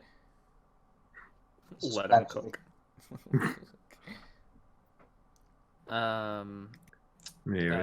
Jordan, yeah. Oh god, I hate this is like the third round in a row that I'm gonna put Clanky in a tiebreaker position. But like even with the admiration I have for Monsters Inc. because I grew up with it, I still have problems with it because I have this lingering issue with Pete Docter directed Pixar movies, in that he promises all this world building and then he only gives us a little bit of that concept by making it into, okay, he has to protect a kid, or okay, it's a buddy comedy now. Like it scrapes the surface of what could be a bigger world building movie for me. And even if I wasn't already going to give it to Toy Story 2 because I absolutely love that movie, I would still be critical of that. But I am giving it to Toy Story 2. I'm sorry I put you in this position again, Mikey. No, it's okay. But also screw you because this is a really tough vote. I'm sorry. No, it's okay. I didn't really say much about Toy Story 2, but like, I mean, you guys basically said it all. It's like, it is really just a great movie. And I think that one thing we didn't really talk about too much was Jessie's whole arc throughout Toy Story 2 is like also great to watch. And like, you know, you really feel for Jessie by the end of the movie because you understand like what she's going through, because like Woody, or at this point in the Toy Story timeline, we haven't seen anyone dealing with like the abandonment of like their owner, so to speak. So yeah, but also at the same time, I love Monsters Inc. and I really just can't look past it and everything well that it does. So I have to give it to Monsters Inc. Your stunned silence is very reassuring. Oh yeah, Roz was such a good character. Yeah, Roz is great. Always watching. You know, for All right. seeing Monsters Inc. literally like 2 hours ago, this is pretty wild. By the way, But I'm Right. so for it. Toy Story 2 lost, and it scared Jordan so much that his hiccups went away. No, you didn't hear this, but at one point, while you guys were talking, I believe about I think Monsters Inc., I went and got some water, and that usually cures hiccups. So nice. Yeah. I got rid of that. That's So fair. it's probably going to come up again, but whatever. No worries. It's really no worries. John You know, Ratzenberger. John Ratzenberger won't cure your hiccups. That's right, Jordan. Everyone, say it with me. Spot! Spot! Yeah. All right. All right, let's go. Well, I thought I asked Graham to do theme music, and somewhere along the lines we just decided that light applause was going to be. Yeah. Yeah, that works. Anyways, we got 2 rounds of Spot the Ratzenberger here. We'll just go right into it. Toy Story 2, can you spot the Ratzenberger? Clanky was first. It was Clanky, okay. Please. I'm gonna guess, and this is kind of off a whim, but his name was like Ham. I'm sorry, the answer was Fish 3. The one time! I knew it. The All right, one let's go. time. That is correct, Clanky. No, it That was is- Fish 3. I understand. Okay, I'll give you a point anyways. How about Monsters Inc? Can you spot the lesson? Christian and Nick went at the same time, so Christian is behind, so I'm going to give him a chance to catch up. Oh, thank you. I appreciate it a ton. John Ratzenberg plays I'm just gonna go out on a whim. The orange monster with it's the sock and the code 3122. No. Nope. That is incorrect, Mick. I Yes, though. He's the abominable snowman. Why am I so dumb? No, it's rigged. This is rigged. Oh my God. Welcome idiot. to the Himalayas. This is rigged. The No rigged go? game. No go? I'm giving you Abominable. All right, that concludes this round of Spot the Ratzenberger. We'll see you in the second half Snow as cone? we go into round 5. Snow cone, anybody? I feel stupid Don't worry, because I had they're the lemon. same. I had the same revelation when I was watching the movie 2 hours ago. I was like, oh, John Ratzenberger might be this orange guy. And it's like, no, he's the Yeti, you Nope. stupid idiot. It's like... All right. Okay. Can I just say, I really do love the idea that, it turns out the abominable snowman was a former worker who just got exiled. Yeah. And we find out in Monsters U as well. So I wanna know what he did. He was abominable. Something abominable. Taylor, doesn't it mention something like that in Monsters U? Does he mention He shows up in like the mailroom, I think. I'm not. he's a mail worker? Mail fraud. I'm not going to give the points away, so we'll find out All right. later. Okay. Well, All right. oh, spoiler alert. Yeah. Well. Okay. Yeah, we can't. You guys can't. You guys can spoil the movies all you want, but if you spoil the John Ratzenberger, you're fucked. You All get right. a bot All right. unsubscribed. Next round. Yeah. The third round in a row, we have Toy Story 3, which is a Shuffles notes, a Taylor pick, Yeah. Damn right. and The Incredibles, which is a Which a lot of people Graham put up. pick. Yeah. Yep. What if I went first? How about I go first instead? Of course, I was kidding. Yes, Yeah. you go first. Holy fucking shit! Right. Toy Watch your Story language. 3. You... What the fuck? What I'm justifies censoring this? I I'm think you have to, censoring that. I think you have to censor that. I will. I fucking will. What justifies this? So, wow. I was so bitter. I thought it'd be funny. It was. I guess we've been there, but Yeah. no, we have not been there. What am I saying? All right, let's just talk about Toy Story 3, which is Please. the best movie on this bracket. Who said that? Not me. Me. It was me. I love Toy Story 3, you guys, and it comes from this. I grew up with Toy Story 1 and Toy Story 2, mostly Toy Story 1, but the idea behind Toy Story 3 is it's been several years, and the audience grows up alongside this movie. So when you come back to Toy Story 3, it's been years for us, and it's been years for the toys. And immediately, that presents an amazing idea. Our kid has grown up. The thing that was foreshadowed in the last movie has come to pass. What are we going to do? We're going to create a prison movie. Yep. It is a prison movie. This is true. And And for all of those who don't know Taylor, I fucking love prison. Taylor to prison is me to robots, honestly. Taylor is prison is Taylor to not space. I guess for me, like, part of the reason I like prison so much is because prison is such a prime candidate for redemption and setting up negative. And to be fair, that's not exactly what this movie does with it. But what it does do is create a prison break story. And heists and prison breaks are also amazing. But I'm getting a little ahead of myself. So in fact, just to say, a heist is literally just a reverse prison break.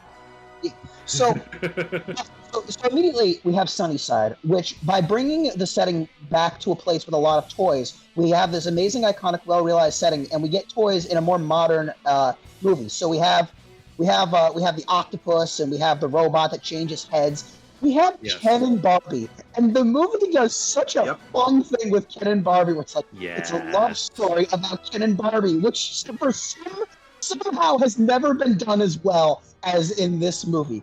We have Greta Gerwig, eat your heart out. we have the Bookworm, voiced by Richard Kind. We have Spanish mode Buzz Lightyear. El Buzzo! And that joke was strange to me. And masterminding it all, we got the prick of strawberry scent Lotso. And maybe it's obvious, but he's a great villain, man. He is bitter. He is evil. The entire concept of this prison, Sunnyside, is terrifying, and the way it is handled is as delightful as it is horrifying. All leading up to it. I don't love you no more. I know, man. But this movie, man, when we go through it and we get to Ernest's scene where all the toys hold hands, they get ready to embrace death before pulling it away from us, only to about 10 to 15 minutes later hitting us 3 times as hard with one of the most powerful endings I've ever seen. Absolutely. Where Andy plays with his toys one last time, thanks them, and says goodbye, and I fucking break every time. Yep. I have 0 problems with this movie, not a 1. So I will say, I once saw this post from somewhere about a guy who took the actual file for Toy Story 3, cut the movie right before the claw saves them from the incinerator. I heard of that. Yeah, and then he showed it to his entire family who had never seen the movie. And it just cuts right to the credits, and right at that point. You got a friend in me. And I remember the family's reaction was like, "What is this? This is a kids movie? What is?" No, it's for adults. Yeah, this is kids movies for adults. God fucking damn it! So. Mm-hmm. I have to speak as passionately about this because I know you guys are going to try to one-up me with your passion for The Incredibles. Oh yeah, you're fucked, by the way. Yes, but the thing is that even I feel so bad because, yes, I am going to go for Incredibles and all that, but, I also adore Toy Story 3, and I also think it's a really incredible movie, and of all movies to be up against, it's probably my favorite Pixar movie. It's like any movie up against, I've made this comparison in the past, but any movie up against, Spider-Verse or something, it's like, okay, I lost, but, I get it. All of you that aren't Clanky know this, but this is the only Pixar movie that is in my top 50. I think it made the top 25 movies of all time. This is a movie I hold very near and dear to my heart because not only is it a great animated movie, it is also one of the greatest superhero movies ever made. It does. It's the greatest Fantastic Four movie ever made. It is, but that's not saying much. What it does with both the superhero genre and both nitpicking it, and Nemo does, obviously, as well as excelling at it, like it does with the scenes with Dash running on the water and the sneaking into the base camp and all of that. That's what so gets well. me. That's what I love about it too. It's not just a good superhero movie. It's also a good spy movie. Yeah, There's an espionage. Yeah. You know, I disagree a little. I actually feel like the spy motif is a little undercooked, and I don't care. I feel like the beginning, it sets up James Bond-esque says Bob is he does the car transformation thing. The whole opening act is very spy, but then I don't feel like it's very spy at all, actually. Well, there's the whole thing with secret jets and infiltrating the base. I don't really see too many infiltrations, especially in superhero movies. Yeah. I think this is also like I said before, Brad Bird would go on to do Mission Impossible Ghost Protocol, and you can kind of see the blueprints for that here. But the gadgets kind of feel like their powers. That kind of feels like the gadgets that you would use. Yeah. Yeah. I guess it's about how it's presented to the audience. I don't feel like it's presented with a spy motif, even if elements exist of it. Again, this is so the soundtrack is a spy movie. Sure. Okay. The volcano lair is right out of a James Bond movie. Yes. Okay. Yeah. That's all right. And on top of that, like, despite everything great that we have to say about The Incredibles, it's also just a great movie about, like, the family dynamic between, like, Bob and Helen, and then, like, their kids and everything. I'll be honest. When I rewatched this, I was actually prepared to say that this movie doesn't do enough with the family dynamic, but I was wrong. The family dynamic is here. Like, I thought as a kid that, like, Dash and Violet needed more time, but Dash and Violet are here enough. Yeah. We're dead. We're dead. We're alive, but we're dead. Yeah, I mean, honestly, all of the Dash set piece moments are wonderful. Like, they're genuinely, really visually nice. I am going to say, I will never not think this. Frozone is barely used, and I love him, but, like, he, like, is so underutilized that I almost wonder why he's here. But it's about family. Yeah, it's about family, and, like, Frozone's there, and it's like, I feel like the point is that, you know, even though Frozone's barely used, that makes the times that he shows up much more impactful. Yeah. True. He shows up. Besides, it's like, what else are they really like? What is he gonna do? Make the movie shorter. I mean, he's a superhero. He could do superhero things. I don't know. He could be there more if they wanted to. Nah, but it wouldn't be as cool. Well, no, because they see him as an uncle. They could fit him into the family. They fit him in Incredibles 2, and I feel like it made Frozone less cool in Incredibles 2. Where's my super suit? I mean, yes, there are so many iconic lines. Absolutely, you dog caught me. I'm monologuing. Oh, please don't even get started on Syndrome. One of the best villains ever. Honestly, Syndrome is great. Earl from My Name Is Earl and Dave from the Alvin and the Chipmunks live action. And if I may point out, the robot that the circular four-legged robot, whatever the fuck it's called, Omnidroid. the Omnidroid is probably one of my favorite robots ever, next to the Emmy from Metroid Dread. In just the way that it was such a formative moment, and that's big praise because you're the robot guy. Exactly. Even though, like, you're the one probably, you're the guy who robes. Yeah, compared to other robot guys, I'm probably, like, you know, bottom tier. But, like, you know, I just love its design. I love the four-legged orb with legs. Haha, funny meme. But, like, you know, like, it's just really. I love its design and inspired so much like passion inside of me to create robots of a similar ilk. And it was like, oh god. I can't believe that's going to be, like, the main thing I say about The Incredibles. It's bigger. Robot. It's better. It's too much for Mr. Incredible. The way he delivers his lines is so much fun. That's the first time we see him too, pretty much. Yeah. Yeah. What? Yeah. It's also Bon Voyage. They give the nothing villains, like, such great names, like Bon Voyage and the Underminer. Like, they're all so Underminer. Good. But Edna is still the best. Yeah. Oh, Edna's fantastic. So good. No capes. And then Syndrome dies by a cape. I love Edna that. I love Mode. Endgame. Brad Bird wanted Lily Tomlin to play Edna Mode, and then Lily Tomlin basically heard him basically vocalizing what he wanted the part to be, and Lily's like, "Why do you need me? You're already great at it." Yeah. Do you guys remember that time that Edna Mode came to the Oscars? Yes, I do. Pierce Brosnan and Edna Mode. What? Oh my god. Yeah. Yes. So I'm ready to get hurt. So am I. Okay. Which sounds like that means that we're at time for a vote. Yes, it is. All right. So we're gonna start with Clanky. Mm-hmm. Another tough vote. How does this keep happening? I mean, I love Toy Story 3 and I love The Incredibles. Both of them are fantastic, but if I have to choose the movie that I like more, it is The Incredibles. Brad Bird stands. Brad Bird stands. All right, Jordan. What's weird is that even now I have obviously found some criticisms about Incredibles, and it's mostly because this was Pixar's first crack at making humans, or their first real crack at making humans that were the focal point of the story, because there were some in Finding Nemo and other movies. And not all of the animation of the humans has aged very well. However, fuck that, I'm still giving it to The Incredibles. Yeah, I would say the roughest thing is hair. Hair Yes, doesn't. that's it. Yeah. Yeah, the hair doesn't play nicely. Especially the yeah. scene like when they're in the water and it looks like kind of grimy. Yeah. Anyway, Christian. I still love Toy Story 3, but yeah. Toy Story 3 is fantastic, and The Incredibles is incredible, which is why this vote hurts.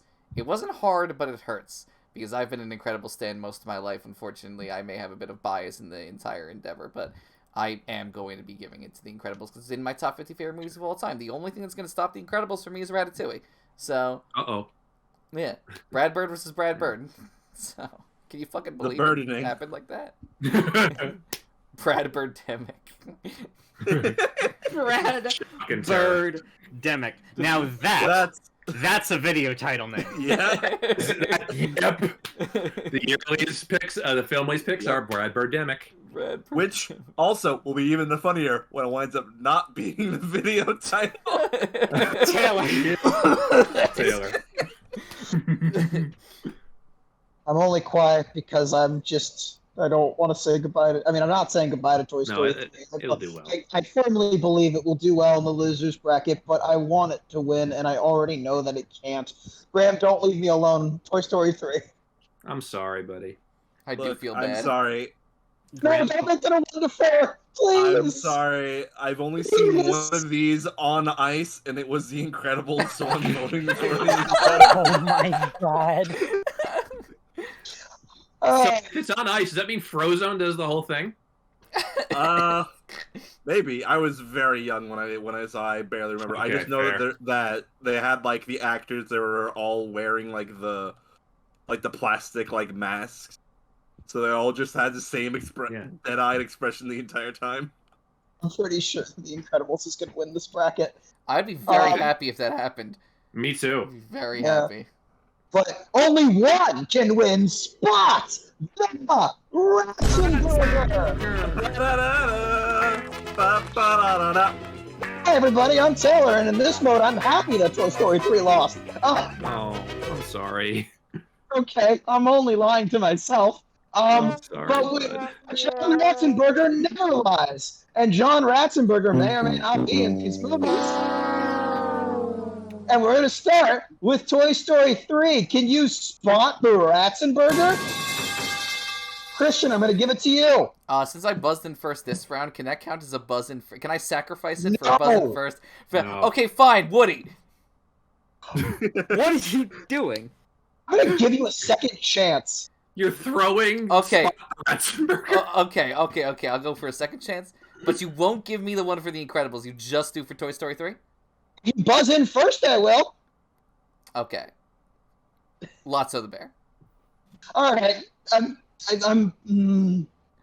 Only Christian can make me hate this game. I'm buzzing in first for the next one, god damn it. I'm buzzing in first. Nick, I saw you go after. Can you spot the Ratzenberger? Fish 3. Do you want me to win this fucking thing? Yeah, No. go. I'm gonna go with Fish 3, Taylor. You fuck. Jordan, I feel like they're throwing to you, but if you want to take the point, please. I'd love to. Yes, he's in it. He plays Ham. I'm gonna win this game. If Shit, guys, it's still Ham. It's Ham in every Toy Story. That concludes. So that doesn't conclude Spot the Ratzenberger at all. No, This is mine. This one's mine. I'll let you have it. Spot the Ratzenberger for The Incredibles. Can you do it? I did see Christian. It's the Underminer. Yes, it is. Actually is correct. Let's fucking go. And Christian finally gets a point in this game where anyone could win, but probably Jordan. Mm-hmm. Yeah, well, you know. I do like him as the Underminer because he's right at the very end of the movie, right when you think it's going to be wrapped up, and just like not only is it like a new supervillain, but it's John Ratzenberger. Yeah. They actually, before they knew there was going to be an Incredibles 2, they made a whole video game off that sequence called Rise of the Yes, they Underminer. did. Yep. So, next up. Good one. That was so funny. Took me a This one- second. I'll be here all week. Remember to tip your waitresses. With your waitress. Yeah. So next up we have Up, which is a Clanky pick, and Turning Red, which is a Clanky pick. I would Yep. make a joke about going first, but Of course, Could you I go go first. I first? was only going to make a joke about it, but to be honest with you, I was going to ask if I go first next round. No, I want to go first. You have every right to. It is your choice, so that is fair. Yeah, I put Anyway, both Click, of these on the yeah. bracket. Could I start? Yeah, you go. Yes. Okay. So, I mean, I'm going to talk about Up because, like, I'm going to talk about both of them, obviously, but I love Up. I feel like it has the reputation of being a movie that is only, like, good for the first, like, 10 or 11 minutes, and I feel like that's just kind of unjustified, because if you really watch the rest of the movie, the message is to me, at least, as clear as day. I really like, Carl's journey throughout the entire movie. I like how it starts off with him just, you know, obviously like mourning the death of his wife or whatever until he finally like gets to Paradise Falls and sees for himself that like the adventure that he had with Ellie was not going to Paradise Falls, which is the reason why he's doing this to begin with, but it's actually like, you know, it's the wedding that they had together. The wives we had along the way. Literally. but yeah, I mean, like, I just think that this movie is easily, like, to me, the most fascinating and the most interesting, and I feel the most emotional attachment with this movie, because Absolutely. and like even like the other characters, like it's not just about like Carl, because like what's the oh god, I forget his name. Doug? The no, not Doug, the adventurer, the guy, the main villain essentially. Oh, Charles. Right? Charles Muntz, right? Yeah, Charles Muntz. Yeah, Months. Yeah. So, Charles Muntz is kind of like a reflection of Carl, because they were both characters that were holding on to the past, you know? But like, while Charles was willing to let it consume him and like do anything to make sure that he like had his former glory back, which is what he was craving from the past, like it ends up killing him. Whereas Carl finally lets go, and that's what's able to make him live in the moment and realize that he can't just mourn the death of his wife for the rest of his life, you know? Yeah. But yeah, I mean, there's so much to love about Up. I feel like Absolutely. I feel like, yeah, it just, and even like the side characters like Russell's little arc about like him like kind of feeling lonely and ostracized from his like own family is just really sweet to watch, because Carl really becomes like a father figure. And at the beginning of the movie, Carl and Ellie can't have kids, and in a way it's almost like this is the kid that Carl always wanted, you know? And it just makes me feel like crazy, you know? I just love this movie so much. I was just going to say, this is my favorite of Pete Docter's Pixar movies, because it's, instead of like having a whole world building thing that he only does a little bit of, it's a small plot that just opens up to become this huge adventurous thing where you find all these new things like Kevin the bird and all these different talking dogs and all these adventures in the jungle and in the air and all the fight on the airship and all these amazing things that you didn't think you'd be able to get when it was just a story about an old man coping with his wife's death in New York and putting balloons to his house and flying away.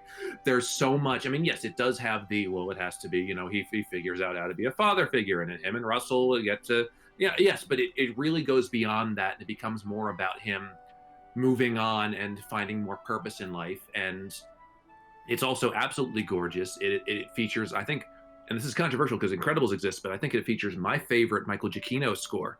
I love every second of it. I'd agree with that, yeah. And it's a movie that makes me feel incredible. And yes, it does have like a very sad montage at the beginning, but it's followed by a very funny montage of Carl just being old, which I also love. So yeah, montage as it is the whole movie. Yeah, it's just the one set to like dun, dun, dun, dun, dun, dun, and it's so good. I think when that scene came on, you know what? Never mind. No. Yeah. I'm gonna save my up thoughts for later. Okay. Oh boy, that doesn't bode well. Uh-oh. I don't have much thoughts myself on Up. I feel like I went through a very similar arc with Up that I went through with WALL-E, where I learned to appreciate the other part of it, basically.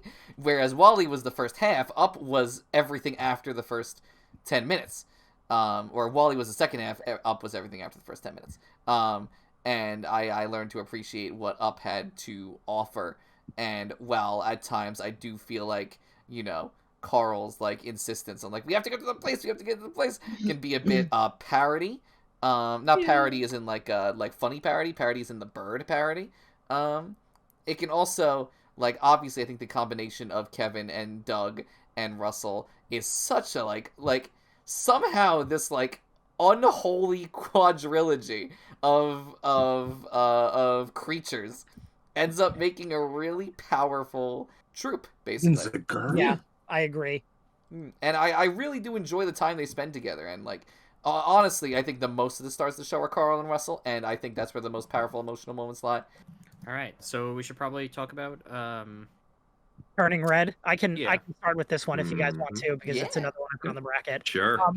This movie, I feel like, this might be controversial, but I feel like I enjoy what this movie does in the same way I enjoy Inside Out, but I think that Turning Red does something more interesting with it, because we don't have, like, the emotions we're following. We're actually following, like, the Riley of the story, or her name is May, I believe. But, yeah, it's about, like, this girl going to, like, essentially, like, through her own version of, I think, like, puberty is what it's supposed to be, where, like, she turns into, like, this, like, giant red panda.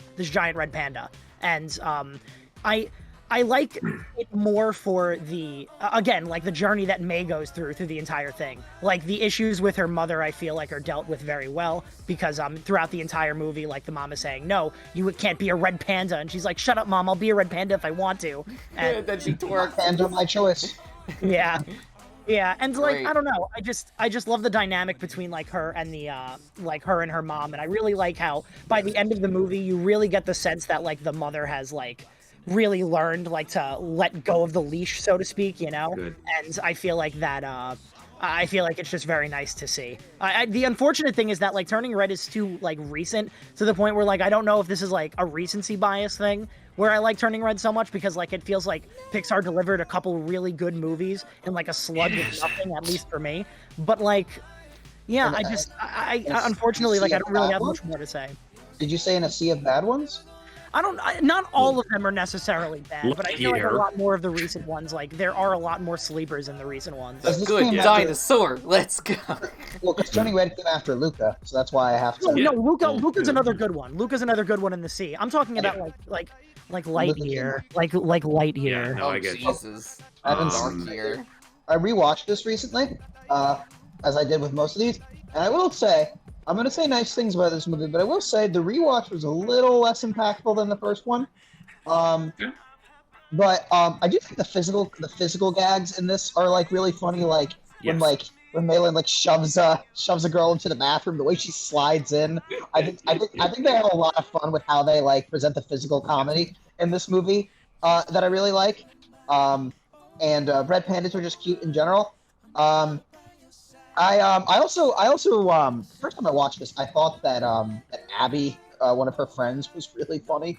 On a rewatch, I do kind of feel like this movie is be yourself, but also embrace change, and so it's like it's very difficult to be like, if I say, oh, the characters are, like, dorky, and that's not always a great thing. The movie is saying, well, yeah, but they're themselves, so it's okay. But on a rewatch, I'm prepared to say, yeah, but sometimes the dorkiness can be a bit forced. Like, sometimes I just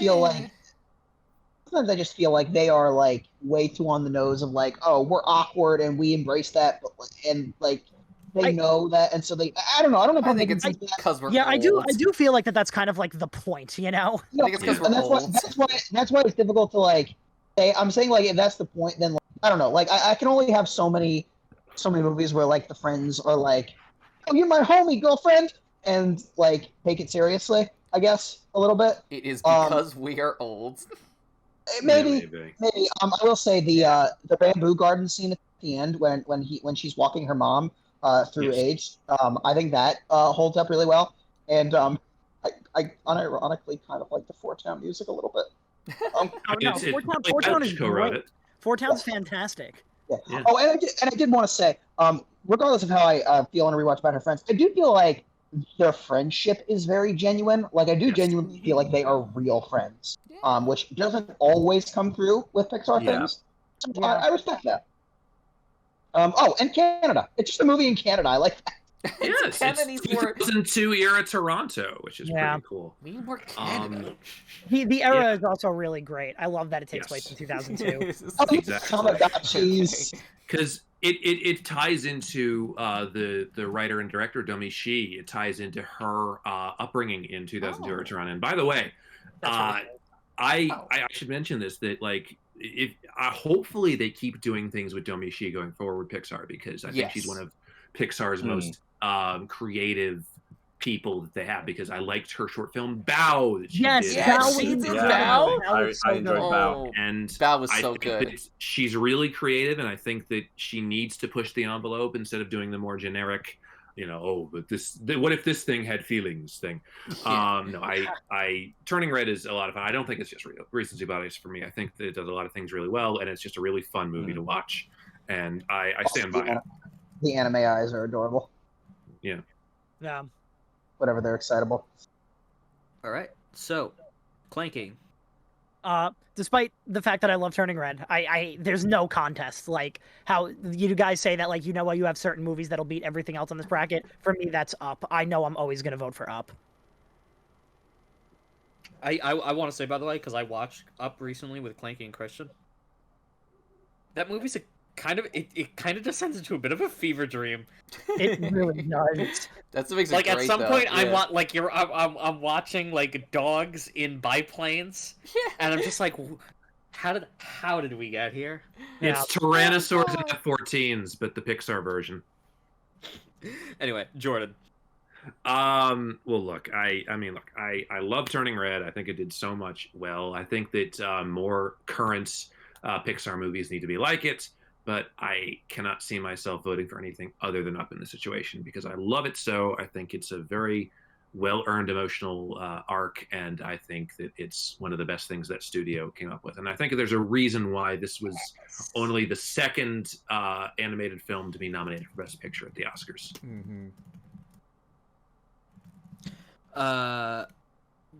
Christian. So, I don't think that Turning Red deserves to die in Losers Round 1. Yeah, And, yeah. and I I'm going agree, to but I think that's the fate it's getting. I'm going to do everything in my power to make sure that doesn't happen, but I will betray that mantra just now to vote for Up. Can you not do that? Can you let it die? No, I won't let it die. Fuck No. you. Sorry, I only said that because, no, I'm sorry. I only said that because that means Toy Story 3 would have to lose. Someone's gonna get Okay. hurt, and we just have to accept it. I Anyway, want that person to not be me. exactly. Taylor. It's funny that you called Up a fever dream, because the thing about dreams is very often you forget them. And so when I rewatched Up, I had forgotten the whole movie, because I really, really hate to say this, Up is not one of my favorite things on this bracket. Okay. I think the first 10 minutes are precious. There are dogs. I like dogs. But I can understand why you don't like it though, because a lot of them die. sure. I think that the relationship between Carl and Russell is actually kind of weak. I don't feel like they bond in the same way that other buddy characters do. They have a singular real bonding moment at the campfire where he learns that he's where he learns that he's divorced. I don't genuinely feel that he That his grows to parents like are Russell. divorced.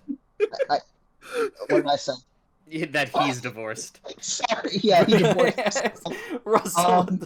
Russell's had a rough go of it for an 8-year-old. Yeah. Yeah.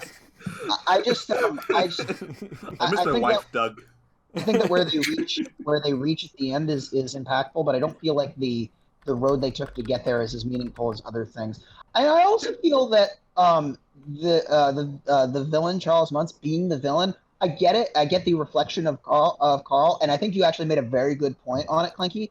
But I feel like it kind of spits in the face on how Carl met his wife to begin with, which maybe Not necessarily. I mean, I'm gonna Don't meet defend your that point heroes. really quick, only because, like, I think that, like, Ellie, like, he needed to move away from Ellie at the end of the day, and if that's like something he had to let go of as part of his past, I feel like it just like enhances it, Yeah.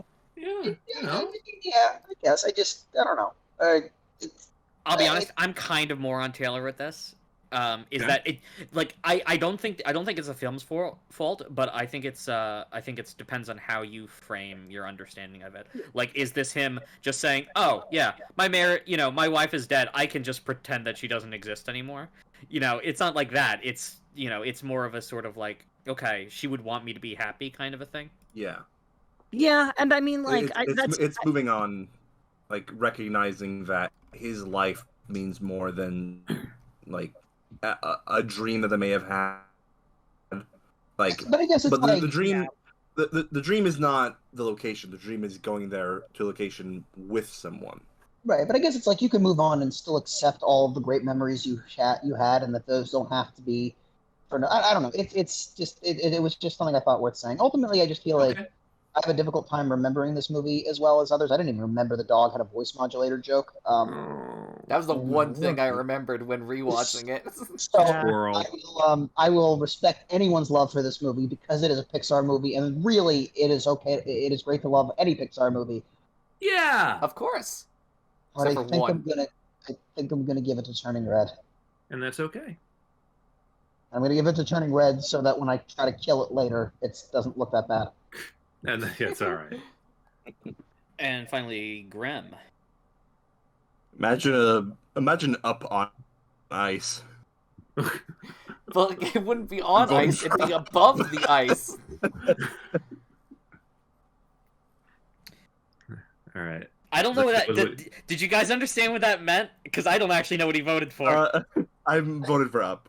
Okay. Okay, cool. All right, awesome. Okay. I This don't next speak round is French. going to be... Oh, wait, Ratzenberg. Thank you, Christian.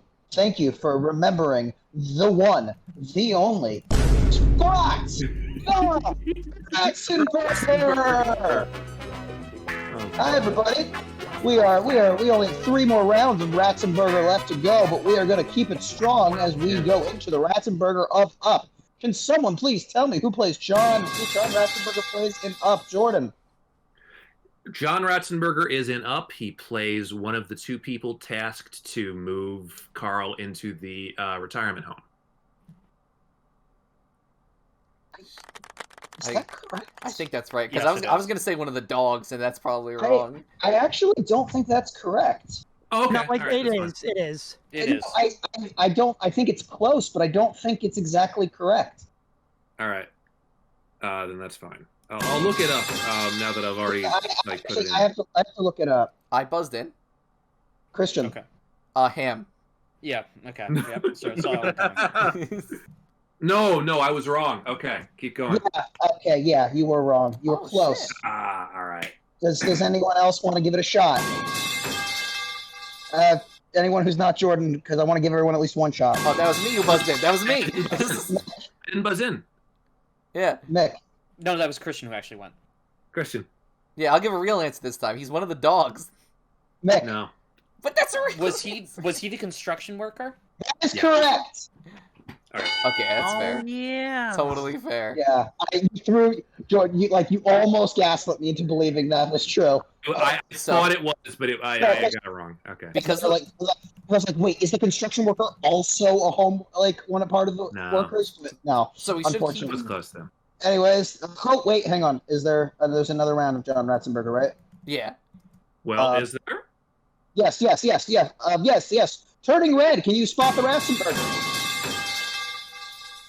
So who buzzed in? I'm pretty sure I did. I but did, Can anyone contest me? but I don't know if I beat Christian to it. I think Christian went first. Okay. John Ratzenberger is not in this movie. That is correct. Yes. Awesome. Let's Okay. fucking There's go. a Ratzenberger list zone.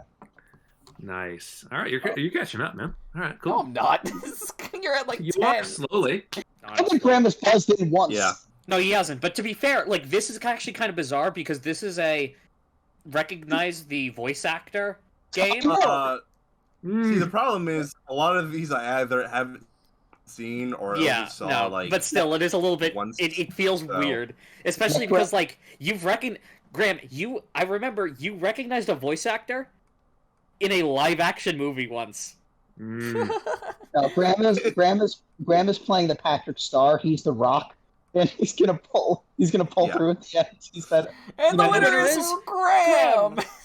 The only way to win is not to play. All right, this next round's gonna be fucking really interesting. Round 7, Monsters University versus Soul. Monsters Universe. I know how to do this. Don't take my job from me. I need this. I have a family. I believe in you, Mick. I started a family. Monsters University, which is a Taylor pick, and Soul, which is a. Not me. No. You got it. You got it, champ. Wait, hang on. You got it. You can do it. Oh, there it is. Just clanking. Yeah. You know what this is? This is Mick fighting his ability to forget the yearlies. He's forgetting as we're going on. Exactly. May I please go first? That's okay. I think so, yeah. Because I think I have some explaining to do. If I may ask, really? No. Monsters University does not have the highest reputation in Pixar movies, and I honestly don't know why. Okay. Because I find that Monsters University does so many things correctly in its own universe and as an independent movie. First of all, it finds a way to give new roles to the characters of Mike and Sully that give them a genuine chance to grow into the characters you saw in the first movie. They're not just the same cut and paste characters. Like, this time, Sully is the irresponsible, or, like, the difficult one, and Mike is the responsible one, which is, like, very different from how it was in the second one. Like, you could argue that Mike was still responsible in Monsters, Inc., but he was definitely more antagonistic, whereas in this one, Sully is more antagonistic. Mm-hmm. The college campus is such a well-realized setting. I genuinely feel like it is a real college that I want to visit, and I just love. I don't know. I said I love prison, but I also love school settings. I really do love when people engage in school-related shenanigans, and this movie has that in spades. I feel like this movie. One of my things with Monsters, Inc. was I feel like the characters weren't always able to have as much fun with themselves as being monsters. Like, we had Randall's shapeshifting, but a lot of the times the characters were just like, hey, we're a monster and we scare people. But in this movie, we have characters like a snail who can't be late on the first day, and we have Medusas, and we have characters who use their suction cups, and we have Scott. I like Scott. I just need to interrupt you. The plural of Medusa is Medusae. Yeah, well. Thank you. Well, you would know better than I. I also just love movies with a group of underdogs who have to learn to work together to take on fun challenges, and that's this movie. Like, they have to overcome really fun obstacles. Don't wake the librarian or she'll fucking throw you in the river. Don't step on the toxic landmine.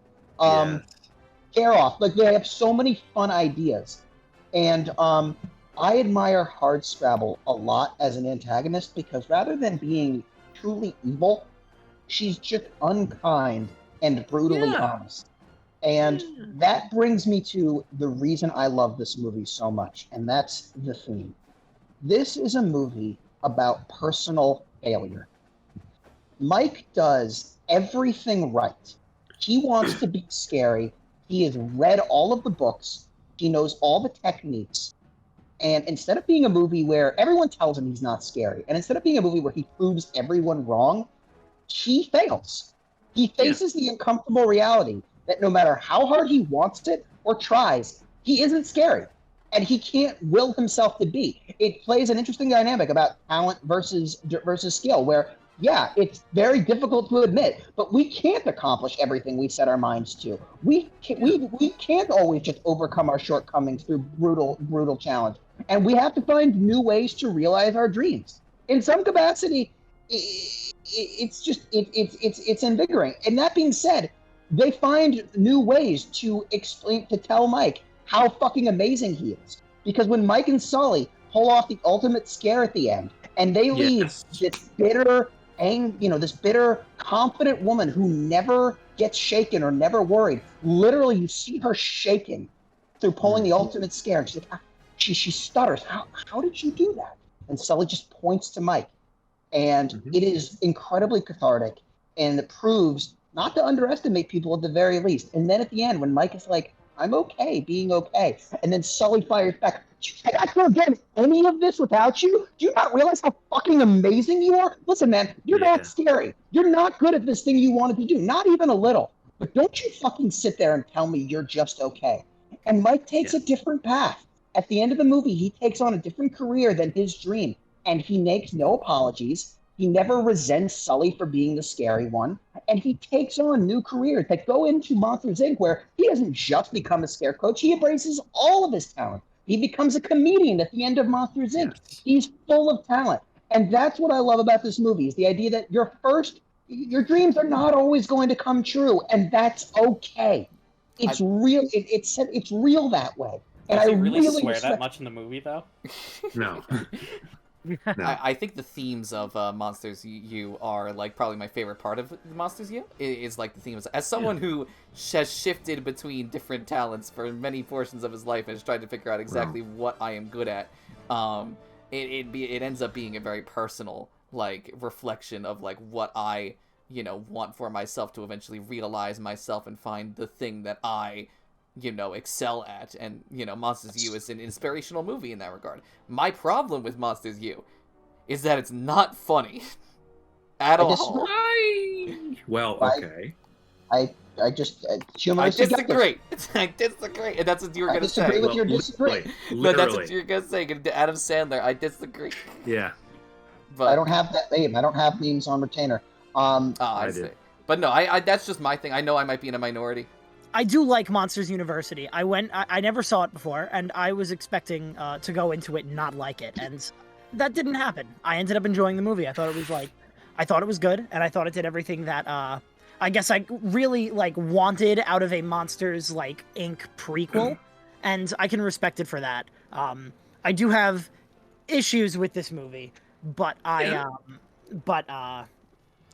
can always get into that a little bit later, but at the end of the day, I am happy that it's not it's at least entertaining. In the opposite way of Christian, I really like Uzma Kappa. I think that they're all a lot of fun. Charlie Day as Art. I can't imagine. Yeah, I was surprised when I found that it was Charlie Day. I was like, "What? He didn't even talk that much." Lots of fun characters in there. I like them all. Please. No. Yeah, I mean, Uzma Kappa was easily probably my favorite part of this movie because of just how entertaining they were. I was kind of expecting them to be the thing I hated the most about this movie, and that ended up not being true, which I'm happy about. If there's one thing I could have changed, though, I wish that they didn't have the joke at the end of the movie where the older gentleman is dating the mom, and they're like, "Well, you're my brother and my father." It's all right, why did you have to make this weird, buddy? It's an anime joke. Yeah, but they were a fun group, and I was pleasantly surprised by that. We could transition to Soul. Thank you, Clanky, again for letting me have the first sentence or two, because I have been very excited to talk about Soul and have Soul be talked about, because let's go, I'm ready, let's go. Alright, let me tell you all right here, right now, Soul, in my personal opinion, is over the moon. It's fantastic! And I can't believe I didn't realize this until 4 days ago. I can't believe it. Really? Is this the character arc? I can't believe I didn't realize how amazing. Shitting on Soul for 2 years. This movie is fucking incredible. It's so good. And Clanky, you'll explain why. Well, I feel like you'll be able to do a great job of this as well. But there's just a couple things I want to say, and then if you want to keep going, if you want to take over, I'm fine with that too. Will you tag team? Yeah, I suppose. Yeah. I remember when Soul came out, I watched it, and I was very interested in it because, it was about a music teacher. It's something that I was able to have, a personal connection to. And while I don't agree with what his name is Joe, right? While I don't necessarily mirror exactly what Joe's arc is, as far as not being satisfied with his career, I can definitely connect to it in the way of, wanting to be, a better musician and everything. And, the thing that I really like about this movie is that Joe, learns to enjoy life. He was so busy chasing his dream that he didn't notice the little details. one thing that can really make or break something for me, just in general, is the little details. Like in a video game or a movie or a TV show, like the little things are really what's going to push me over the edge between like liking something and loving something.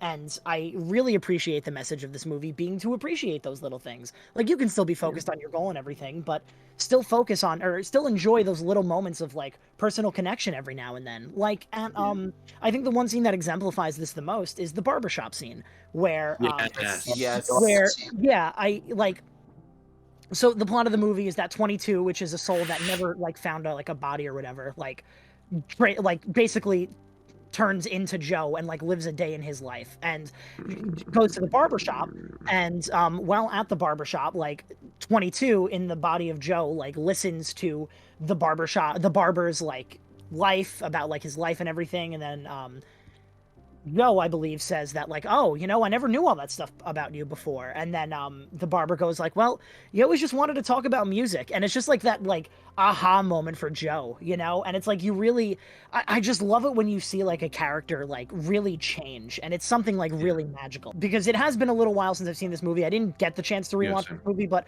I knew that like at the end of the day, this is a movie I didn't have to rewatch because it really did impact me. Also, before I finish, I just love how the main villain, quote unquote, of this movie looks like the fucking cheat from Homestar Runner. It's so good. Yes. I will say about Terry, I love Terry as a villain because Terry is so inconsequential. Yeah, he is. He's a villain. He's a villain. He's just not a consequential villain. If we call him a villain, then he's a bad villain. He's not a consequential villain. He doesn't. Yeah, I agree. Like he's like Emperor Pilaf of this movie, Taylor. He's the Emperor Pilaf. Oh, don't you play the Pilaf card? Yeah, I'm playing the Pilaf card because that's who he is. And Terry's great. I love all of the soul ghost creatures, but I gotta say, I think the thing about Soul that impressed me the most was its message and ideas about the idea of like, everything, like the things you do in life. I don't want to say there's no such thing as mundanity, but there is so much more to every single thing that you do that you think is mundane.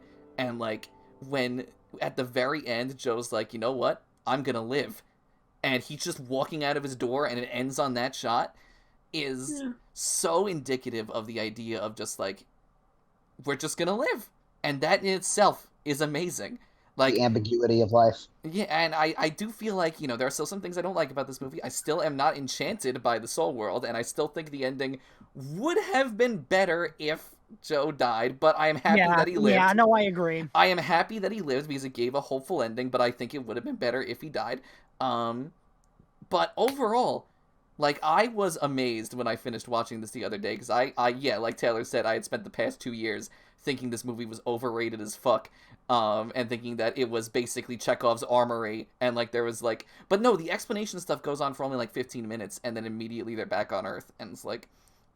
I don't know what I was complaining about. I think I was just bitter when I watched it. So, Me too. Me three. No, that I think you were bitter. Not me. Look, okay, I don't need the affirmation. Sorry, it's just like I just in the last 2 years I don't remember a conversation we've had about Soul where you didn't mention how overrated and bad it was. So I was just not prepared for you to go. Wow. It just needed two watches for me. It needed two watches for me. This is the movie that taught me that Christian was a critic first. Well, I wouldn't say that. We're not all perfect. Would you say that he remembers it so I don't have to?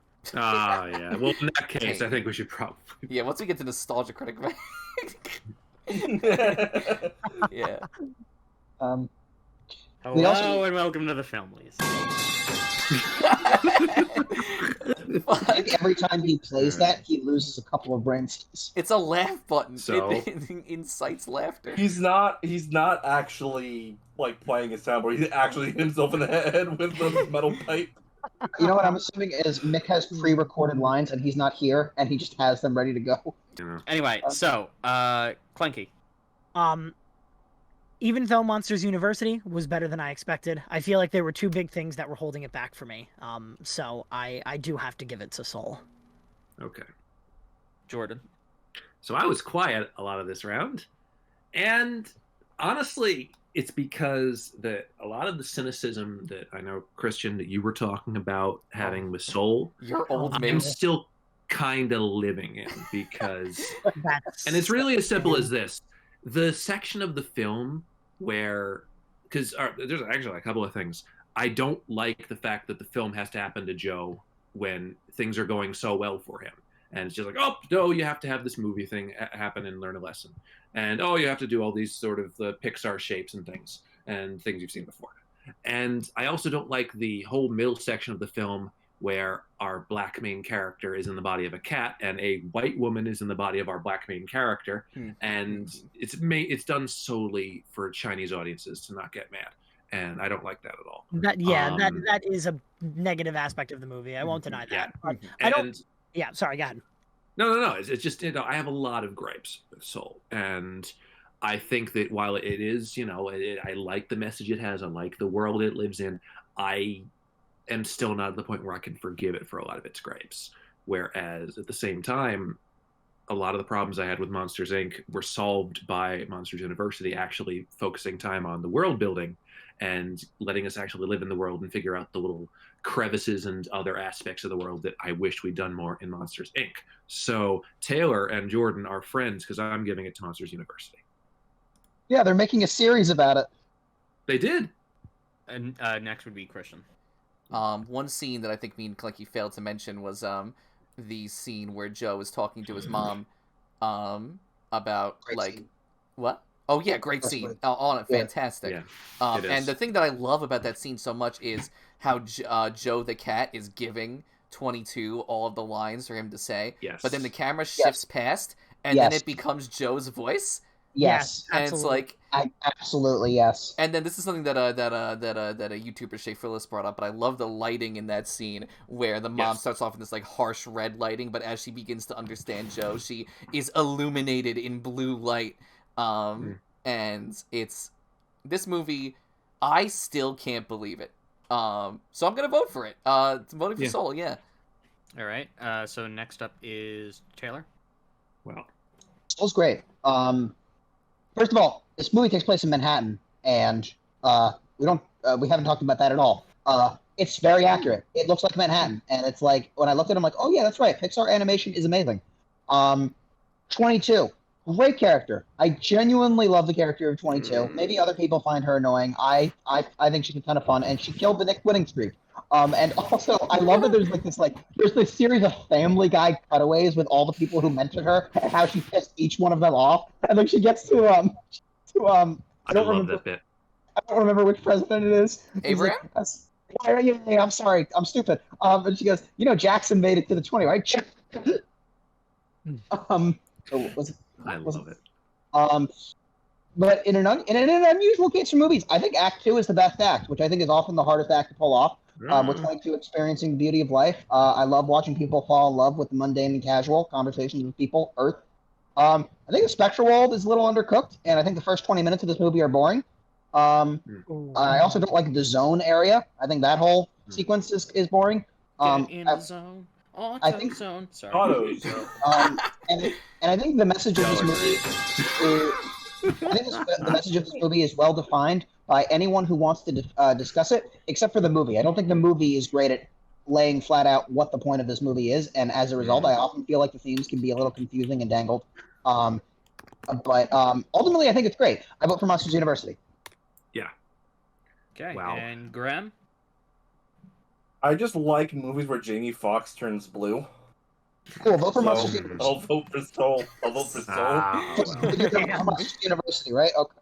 What I Taylor thought said. Graham was going to vote for Monsters University. I just had a feeling. It was one of my hunches. I mean, I've seen Monsters University. I haven't seen Soul, but I enjoy Monsters University. Look, at the end of the day, I probably want to watch Soul more than rewatch Monsters University. Soul, you should watch Soul. It's like I have nothing against Monsters University. I just think it's good. It's just like I don't need to like revisit it. Yeah. No, I get that, Graham. I get that as well. Yeah. All right. Whatever. It's not going out in Losers Round 1. So. Someone should re-edit scene right. from Soul. Someone should re-edit scene from Soul with dialogue from Baby Driver.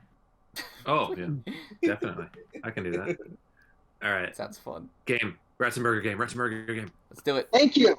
It is time for the semi-final round of Spot The Ratzenberger. Hi, everybody. Man, what a great night we've had. We're almost done with the game of Thought the Ratzenberger, but we're not going to leave you completely out of the dust. First, we're going to talk about Monsters University and ask, who does John Ratzenberger play? I'm going to give it to Clanky. Oh my goodness! It was I believe it was the mailroom snowman who happened to be abominable. Yeah. That is still correct. Yes. No, I think it was Chris 3. I just realized. Oh, it We was should okay. like find like a sound effect that goes with each person's name. Like the metal is obviously Clanky. Yeah. Oh, shit, that's true. That's true. It would have been great to know 13 rounds ago. I'll be Tom Scream. Well, But it's okay. We're going to keep it going. Can you spot the Ratzenberger in science? I'm going to give it to Clanky again. So I'm gonna guess that it was not in this movie. There is no John Ratzenberger. I would have been wrong. Luca, in Turning Red, they decided that John Ratzenberger was fired. I would have been wrong, yeah. So that is 2 to Clanky, right? That's 2 points to Clanky. Clanky, I think we're tied. Okay. Do I have Christian, 3 points? Clanky is beating you. What? Clanky has 3 points. I have Fish Oh, wow. 3 points. Yes. Yes. All right. Excellent. Whatever, golf rules, fuck it. You can't just. If it's golf rules, Graham wins. Whatever. Rules that... Rules are... Graham is going to win the game. If you have 2 points exactly, you win. Anyway, let's next round, sorry. Anyway, last one of All right. regulation. Next round. All right. So next round is Cars, which is a Graham pick. Is it? Yeah, and we honorable Yeah. mentioned it on. Oh, but Graham didn't update his thing. Yeah. Got it. Okay, that's Yeah. why. Yeah. So Cars, Yeah. which is a Graham pick, and Finding Nemo, which is a Jordan pick. Let me just say a couple of sentences first, if that's okay, and then you guys can. Cool. Oh. Hi, my name is Taylor, and I'm a Cars apologist. Fuck Hi, you. Taylor. Boo. I'm going to vote for Finding Nemo, but I'm going to only say some negative things about Cars, and I'm also going to say positive things about Cars, and you guys are going to just have to grow up and deal with it. Because I'm going to be honest, if this movie didn't ka-chow and ahigao tongue so much, I don't think everyone would have as many problems. I forgot about the tongue. But it's okay, we'll get to that. Whoever wants to go first for real, please. Cars is stupid. Well, I know. I mean- would like to talk about Cars too at some point, if that's okay. I have nothing else to say. I just... Wait, you also want to talk about Cars, or you want to talk about Cars 2? No. Sorry, I want to talk about Cars. I can go for. I could bat for Cars. I haven't really Yeah, batted you for put a it up. movie. Yeah. Yeah, no, that's only I fair. haven't batted for a movie like this whole bracket. Yeah, no, Cars. Yeah, Cars is like I think one of those where its success has been its downfall, where it's become such like this entity in everybody's minds that it's kind of hard to like just look at it for what it is in itself, and that is it's a Pixar Hallmark movie basically, and it's really fun with it. Not like it's about like the big city guy comes to a small town and realizes just how small the world really can be. yeah. And I like the car, like even like besides getting outside the whole like Cars lore, just the idea of like a world where everything is just cars. Like I hate cars, but I think this is fun. Yeah. Like this would be a movie that would always was like a go to whenever I had to stay at my after school program. So I've seen it a bunch of times. Okay. I can understand that feeling. I think like this is second time on this list. Michael Keaton is in the Pixar movies, which is very funny because like I feel like this was in the time period before Birdman where his career really took off again. So it's just that's Batman. Right Who after says Herbie Fully Kachiga Loaded. a lot with a mustache. Yeah. I don't know. There's just something very cozy about this movie. Like, there's this like, I think it's like might be the familiarity. It's a very like low stakes. I think it can be very pretty at times. One of George Carlin's last movies. Oh yeah. Oh, that's right. I forgot George Carlin was Yeah. in the movie. I'm telling you, man, every third blink is slower. The 60s weren't good to you, were they? I love those. And then yeah, like it's fun having like he loses the race but wins at the same time. Like I think that was very like making sure like I don't know. I think that there's a very like I don't think the movie doesn't reinvent the wheel, but I think Metal pipe. it just it's very good at what it does. It's even better. All right, Clank, you can go. Yeah, I will say that like there are things that I do love about Cars. I love the last third of the movie I think is done pretty well, and I enjoy that. And I like all of the like the secondary characters of Radiator Springs, like George Carlin's character as like the Volkswagen, and then Sarge, and then Red the fireman, and the old lady being like a Model T. I think her name is Liz. She's great. Yeah.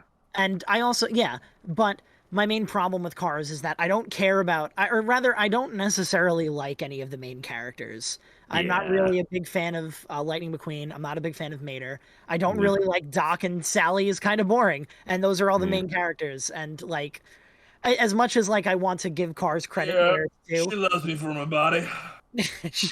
yeah, it's just like hard for me to get down with Cars, you know? Yeah. It's just, and again, like I think a lot of it does tie into the fact that this was a movie made for Southern markets, and all 6 of us are from the Northern Hemisphere of the United States, and that's the thing. I don't know why you're really arguing that. Like it's like if NASCAR, Mick. Yeah, no, I know that. Okay, but listen, you guys got 5 fucking movies, all right? Let them have let them have a shot, all right? I think I said this in a previous year. At least the South has some good ideas. It does. I guess. And I'll just say this is my one additional Southern Texas barbecue. Yeah, right. Maybe people will disagree, but I think McQueen's character arc is good. I honestly do feel like it is paced properly. I feel like he becomes a better person at just the right moment, not just long enough for it to not feel like it's shoehorned in at the end, but still just enough for him to feel the growth of that. And it's a character arc that I think reflects his character in later movies, because in the second movie he is very much not a primary jerk. He's a jerk for a hot minute, but like in general he's very happy to see his friends and he he interacts with them on a really meaningful level. And honestly, that's if I have to give Cars 2 one thing, it's that it's really impressive to not walk back the character arc of the previous movie. Not a lot of movies manage that. I haven't seen Cars 3, so I don't know if they dropped the ball there. But in Cars 2, I think it primarily works. Just kill him. All I know about Cars 3 is that there's a trailer where it looks like he fucking dies. Yeah. Anyway, Finding Nemo. Finding Nemo's better. Oh, of course. Well, yes. Yeah. Finding Nemo. Yes. Yeah, that. I mean, Finding Nemo is great because it balances. I mean, Taylor's probably going to bring this up, but it balances an actual prison escape plotline in the fish tank, which is handled so well and has all those great, amazing characters that you get, including a really good Willem Dafoe Willem Dafoe as a fish. He's so good. Are you for He's real? so good. Willem Dafoe. He's so good. That is Willem Dafoe. Is he the black and white fish? He's Gil. He's Gil. Yeah. Holy And moly. then at the same time, you have this actual, like, the meat of the story, which is, going all of these ways, a father looking for a son, and this adventure. And it has some of the most beautiful Pixar animation to this point. And I think to this day, it has some amazing ways of, like, it's just the sequence where they're out there with the turtles telling the story, and it's passing through the entire ocean. I like what it does with Australia, and we see like a very, very authentic version of Sydney, Australia, and we see a lot of Australian actors like Eric Bana and Jeffrey Rush, the late Barry Humphries, as of literally we're recording this today. Bruce Spence. It's very much it's an Australian film as much as it is a Californian animation Bruce film. Spence play? Bruce Spence was one of the sharks. Who was Bruce? Jordan, do you want to know something embarrassing? No, I can hear it now. Yeah. What? Do you want to know something embarrassing before you keep going? Yeah. It took me 30 watches of this movie to realize that this movie took place in Australia. Oh yeah. Quality Way Sydney. Every time as a kid when they said Sydney, I was like, oh, so Sydney's the name of the dentist. No. I don't know why my stupid brain never figured it out. Anyways, please continue. No. They talked strange. I love Marlon's arc. Some people are probably going to think Dory is annoying, but I think she does well here. Yeah, it's a beautiful movie, and I've seen it, I think, second most amount of times in any Pixar movie, and I love it so, and I think it's one of their greatest achievements as an animation studio. Can I say some things? Mm-hmm. So Jordan, it's so funny that you like Taylor's probably going to say this because it's a prison thing. You're absolutely right, but more specifically, I think what Finding Nemo handles in one of the best ways is that this is two movies in one. Like genuinely, like Nemo and Marlin's narratives are two. It's not a plot A and a plot B. They are both plot A's. They both have an equal amount of time, and they are both paced perfectly. The movie knows exactly when to cut from one story into the next. It is one of the best. It is the only time when I don't feel like a movie has a B plot and that they're both A plots. That's how good I think both of those plot lines are. They're both equally fun. Like they're both equally different, but like also connected. That element of this movie is so good. Dory is fun and blue. The ensemble of the fish tank is fun. The scene where Dory begs Marlin not to leave because she remembers things better with him around, and then Marlin goes, "I'm sorry, Dory, but I do want to forget." That's effective. That hit me harder this time than I'm used to. I really liked that scene. The only negative I'm going to talk about today is I do kind of feel like Marlin's protectiveness. I totally get it. It makes perfect sense for what he has been through. But sometimes I feel like it can make him a little difficult to like for maybe a little too long. Like this whole movie is because of a misunderstanding that he had with his son. And I just feel like that was kind of a shoehorned way to get him to go. There could have been other, like he could have still gotten caught and they didn't have to fight. Like, I don't feel like that reflects well. I just feel like the lessons about letting go and accepting risk, those are handled well. But just like, I don't feel like there's enough times when I'm rooting for Marlin for any other reason than he is a father looking for his son. He's a great father, but sometimes as a character, sometimes. And then in Finding Dory, he's like, he reverts, which is the opposite of Cars. But I'm only saying that because I have to have a negative. This movie is really fantastic, and I love rewatching it. I understand you. And I think that, like, to sort of argue, respectfully argue, that is, I do think that there's a reason why Marlin is that difficult, and that's I understand why I think it is very much the point to have him be that understanding or that lack of understanding for so long is because you have to grow into the fact that he needs to let Nemo go and let him come into himself without fear of danger or anything. But like it's an understandable arc, and even if it does harp on it too much, I understand why the movie does it. Yeah, but then it's also like he's mean to Dory and he's kind of like a jerk to everybody. Yeah, but he has to find his son. Where's my son? Yeah. Where's my son? Anyone else? I'm saying everything in the vote. Yeah, same. All right. So, Clanky. Yeah. Finding Nemo is a great movie, and even though like I do really like Marlin as a character, and I love the arc that he goes through and everything. I am the Dory hater that we're all scared of. Yeah, I'm very scared of you. Yeah, no, I know. I didn't know you existed, honestly. I didn't think there were Dory haters. I just There don't are. like Ellen DeGeneres' performance, and I think that Fair. like a lot of her jokes for me don't land. And maybe it's because like I've seen this movie probably about like 5 million times as a child, but like I guess I just don't find her that funny. And but either way, like besides Dory, this movie's great, and I really love everything else that this movie has to offer. So I'm definitely giving it to Finding Nemo. Mm-hmm. Okay, Jordan. Let's see, Australia or the South? Which would I rather go to? Australia is in the southern hemisphere. I'm voting for Finding Nemo. It's fantastic. Christian. These two movies share two particular distinctions.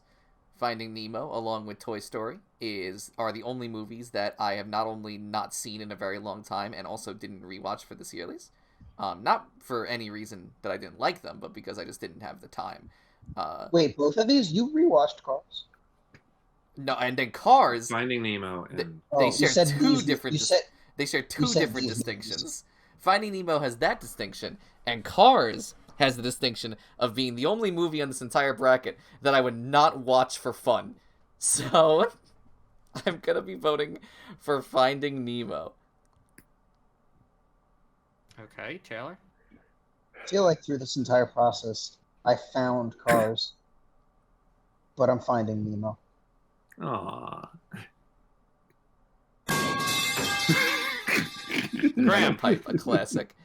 I didn't know. When I was a kid, I went to Disney, and the little part where you can like talk to Crush was one of my favorite memories. So I'm voting for Finding Nemo. Turtle Talk. Wow. Damn. Did Cars really get 0 votes? Did you expect anything less? Oh man. That's hilarious. Okay. I'll tell you what, Clanky. Cars might not earn any votes, but it will give out points in our final round. And Oh yeah. or you can't earn any spot. Ratzenberger, literally nobody did it.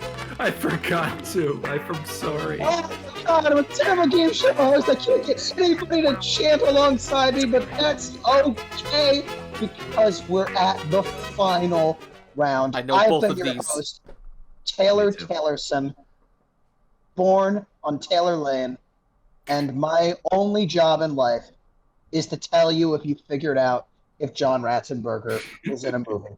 It's a great job. That is my character arc. He played Cliff Clavin in Cheers, and I thought he was funny. And then I recognized his voice more, and that led to this game. Yes. And we're going to close out this game with the last two. Can someone please tell me who? He didn't even say the movie! He didn't even say the fucking movie!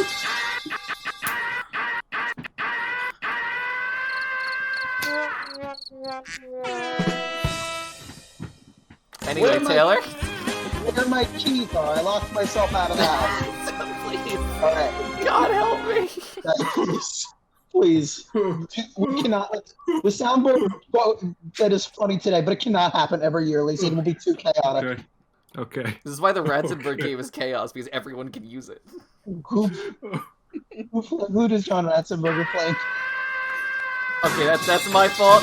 I went a little early. That's my bad. You know what, Nick? Just tell me the score. I'm going to decide from there who gets to go first. All right. I have 4. Jordan has 5. Christian has 2. Clanky has 3.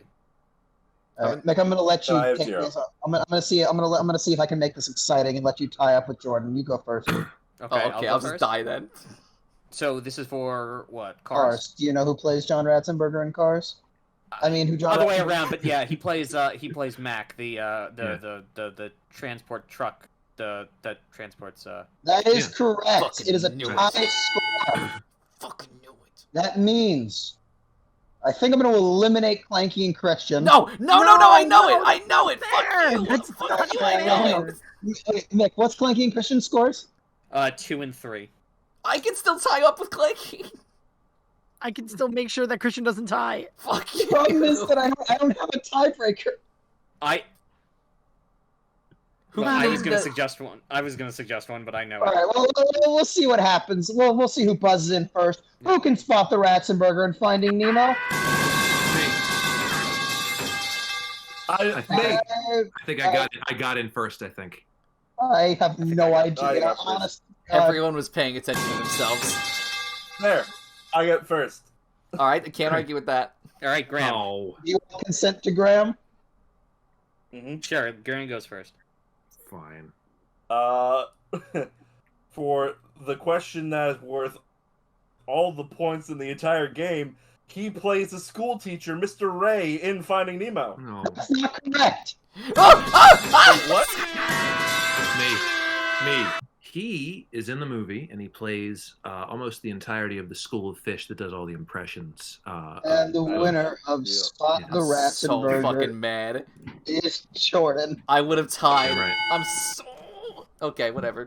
Keep You it would have tied with Clanky. It's okay because whoever got 2 points exactly wins. So actually, I win. So Can fuck all of you. can I get a bonus point for mentioning another John Ratzenberger performance? Sure. Wait. Yes, because it won't tie. Yes, it will. No, because Jordan has 6 now. Yeah, and I have 5. Welcome to John Ratzenberger, where the game's All right, made up and the points don't matter. This is an exhibition round. Yeah, fuck it. I'll just throw it out here. Taylor, I'll let you play. Okay, that would be fun. Who does he play in A Bug's Life? I didn't see that movie. I know who he plays in A Bug's Life. I know who he Then plays. buzz in. Oh fuck! No, Jordan, don't shit. do it. Okay. He plays the ringleader of the flea. What's his name? The flea. Correct. What's his name? I don't know his fucking name. Not Okay, Flea. I do. Wait, I already said the flea. I already said the flea. Okay, His name's Jordan. P.T. Flea. I was like 2 letters off. No. Christian, the winner is Jordan. I'm sorry. No, I'll I go got for 2 both of points. I win. Whatever. Fuck yeah. All right, cool. Game's Christian, you have 3. Awesome. Guys, thank you so much for engaging Okay. me in this game. That was awesome. I think what we've all learned is that John Ratzenberger is the Stanley of Pixar. It's true. Absolutely. But now let's find out Okay. who's the loser of round 1. Yeah. Yes. So, round 9. Luca versus Inside Out. We're going to start with Christian. Fuck. Actually, can you skip me for now? Yeah, sure. Jordan. I am going to go with the one that I've seen more times, which is unfortunately for the recency. I'm going with Inside Out. Clanky. I think ultimately, as crazy as it is to say, I think I like Inside Out more, so I'm voting for Inside Out. Wait, what's happening? Graham. I think, yeah, I'm gonna give it to Luca. Okay. Taylor. I'm kind of at the edge of my seat. I need to see what Christian does. Christian, we're back to you. Christian, please. I don't know what to pick, so I'm gonna pick the thing I put on the bracket. I'm picking Inside Out. Oh my goodness! Luca dies. Luca is dead! You guys let Ninja Kaling live! Lucas sleeps with the fishes. Yeah. Exactly. That's exactly. It's Fish 3 specifically. Yes, exactly. Fish 3. Can I just say, Fish 3 has such sim sweep energy. Fish 3. If only Luca Let's could stay do alive it. longer. I cannot believe Luca is dead round 1. Holy shit! See, we've had our fun. This is where hearts get broken. Oh, this one I'm gonna hurt. Well, this All one right. especially. Round 10. Wall-E versus Toy Story 2. Christian, you're up. Okay. Come back to you. No, don't come back to me because this is gonna sting. This is gonna sting to say, Wall-E. Okay. Jordan. Well, that's why I said going into this that anything that wins I'm going to be happy with because I love all these movies. I think I'm about to lose one of my all-time favorite Pixar movies, and I'm perfectly okay with it. I am voting for Toy Story 2 and hoping somehow that it pulls through. Clanky. If I didn't rewatch Wall-E, it'd be a different story. But I'm voting for Wall-E. Graham. I'm gonna Oh, have to it's go. I'm gonna go with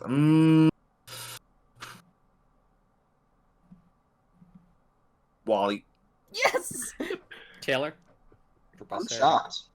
I really am. I mean, I hate it, but I'm also happy. Yeah, it's not easy. Honest to God, I am not like easy being I was prepared for Toy Story 2 to crush every Toy Story movie on here. No, instead it dies. I had a couple of other things that I was going to say. You know what? I'm going to leave this where I don't complain about Toy Story 2, because I still respect it. And Yes. and no one is ever going to know my negative opinions on Toy Story 2. That is the character arc I want to create. I vote for Wall-E. We've also talked about it in the past, so And it's also, okay. I'm amazed that, can I just say, I'm amazed that I'm voting for Wall-E. I don't know how that came out of my mouth, because I'm like, it takes place in space. You're right. Toy Story 2 starts in space, to be fair. Yeah, it does. I don't like. It's so weird to not vote for a Toy Story thing every time it shows up. Mhm. But Wall-E's best parts really got to me this time. Wall-E really rose up for me on a rewatch. Incidentally, I just want to say I identify with the one robot with OCD. The one who cleans Mo? everything. Yeah, Mo is Mo. great. Oh yeah. Oh, yeah. All of these Well, side little, robots are so. So Toy Story 3 versus Turning Red. We're starting with Christian. This is gonna sound like fucking insanity, but I'm voting for Turning Red. I hate you. I hate you. I genuinely don't want to be your friend anymore. Jordan? This is it. This is that moment, huh? This is it. This is it. If Turning Red is over, I'm canceling the yearlies. This is this is that moment, huh? Don't you do it. I swear. Jordan? You know what? Come back to me. Clanky? This to me. It's with a heavy heart Oh my god. that I have to vote for Turning Red. Oh my god. Oh my god. Graham? Oh my god. I'm gonna vote for Toy Story 3.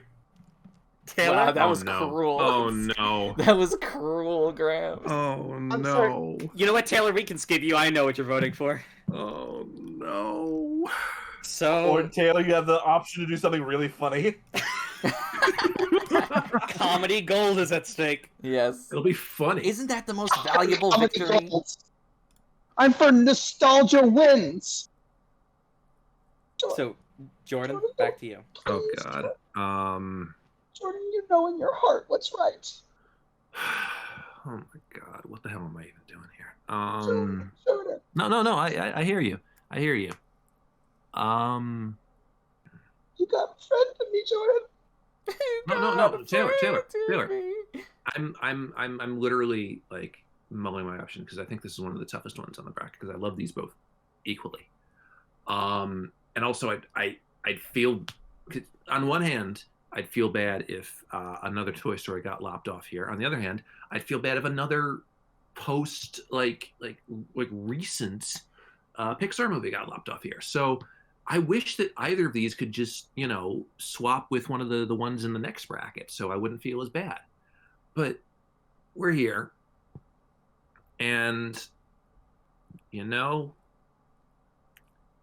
I think this is the right thing to do. With much love and respect to a creator that I have a lot of respect for going forward, Domi Shi, I think she has some very big things cooking up in Pixar. I have to give it to Toy Story 3. Toy Story sorry. 3 it just had the And bullet the yearlies shaved. continues. I'm sorry. Yeah. The bullet shaved by I'm Toy Story 3's head. sorry. Great. Guys, I have to go. My heart can't handle this. I Great. can't. Round 12, Woody's Cars versus Monsters University. Whether that, Okay, mistakes. whether that won or lost, I'm not okay. I genuinely. Oh boy. Sorry. Yeah. Sorry for Karen's. I was with you right there. I that was tough. But this one's a little easier. Yeah, I am sad to see Turning Red go and lose this round one because I really It is a like it. shame. I really like it, but it did go up against the fucking Toy Story movie. So like, what was it Yeah. gonna do? A really good one at that. Yeah. So what was it gonna do? Yeah. Okay. So, Christian. MU versus Ghost. Wow, two movies that I don't think are funny. But I think Monsters University has more value to it, so I'm voting for that. Yeah, it doesn't have to be funny to be good. Yeah, but Monsters Yeah. University tries so hard to be funny. I don't think it does. I think it's about different. It's okay. Whatever. Who cares? Jordan? Pixar, by the time of Monsters University's release, had come off of a lot of movies where it was trying to be the biggest thing ever. like, oh, we're going to make this movie and it's going to be about this Scottish legend, or oh, we're going to make this movie and it's going to be a big sequel or a big thing here. And I think that the smartest thing they did was let this movie be what it was and have the moral of this movie being all right with being okay and still loving yourself, even though you're not as good as what the pressure and what the expectations may be. And I think this is one of the most underrated movies in Pixar's canon. It may not be as good as some of the heavy hitters, but I genuinely think that Monsters University is underlooked, and it's got a lot of gold that people aren't exactly coming across all the time. I am going to give my vote to Monsters University because why would I give it to Cars? Clanky. I'm sorry, Mick. I mean, yeah. As much as I can appreciate Cars for what it does, I am going to give it to Monsters University. Graham? I'll give it to Cars. Cool. Taylor? What if I said Cars, but backwards? Shrek. Monsters University wins on. Did you know that if you decided to call the movie Race Cars, that backwards would also be Race Cars? Race Cars. Oh. No, Race Cars backwards would be Race Car. Yes, Race Cars. All right. Sorry, I just glanced at the upper rounds and I am about to. Oof, my heart Ooh. will not be able to handle this. Oh, did someone just give somebody? I did. I heard somebody. It was me. Right. A what? Let's get this over with. Round 13. Coco versus Ratatouille. Yeah. Fuck off with this. Fuck this bracket. Fuck the yearlies. We're gonna start with Taylor. Oh boy, to quote Clanky, I'm gonna give it to Coco.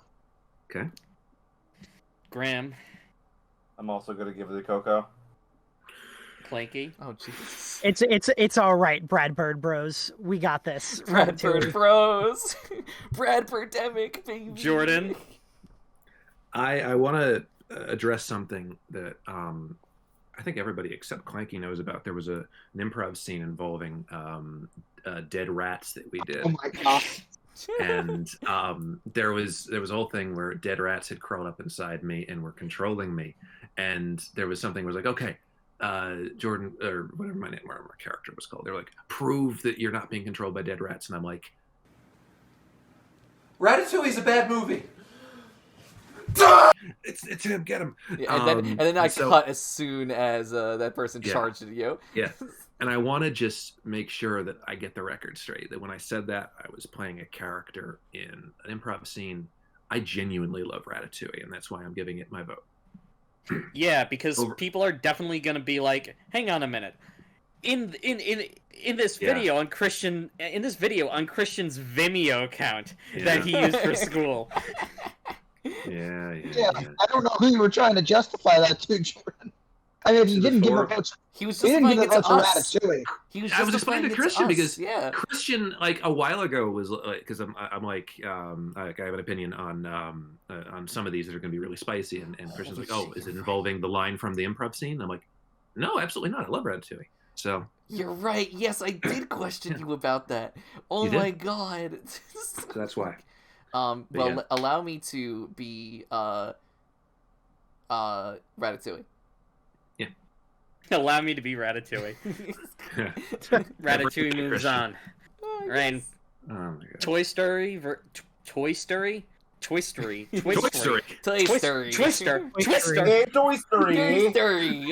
already here. Toy Story versus Monsters Inc. Taylor. I just want to say that I think both of these movies are great. I did feel a little less than my full enjoyment on a rewatch of Monsters Inc. It's still great, but meanwhile, Toy Story only gets better with each watch, and I've seen it way more times, so that is really something. I love Toy Story so much, and in such different ways than Toy Story 3. So Toy Story. All right, Graham. Yeah, I think Toy Story is just going to be too iconic, even though these are both iconic films, I think I have to give it to Toy Story. Okay. Clanky? Monsters Inc. is incredible, but to me, it doesn't hold a candle to probably one of my favorite Pixar movies, so I have to vote for Toy Story. Okay. Jordan? You Got a Friend in Me isn't even my favorite Randy Newman song in Toy Story. That would be Strange Things. That's a good one, too.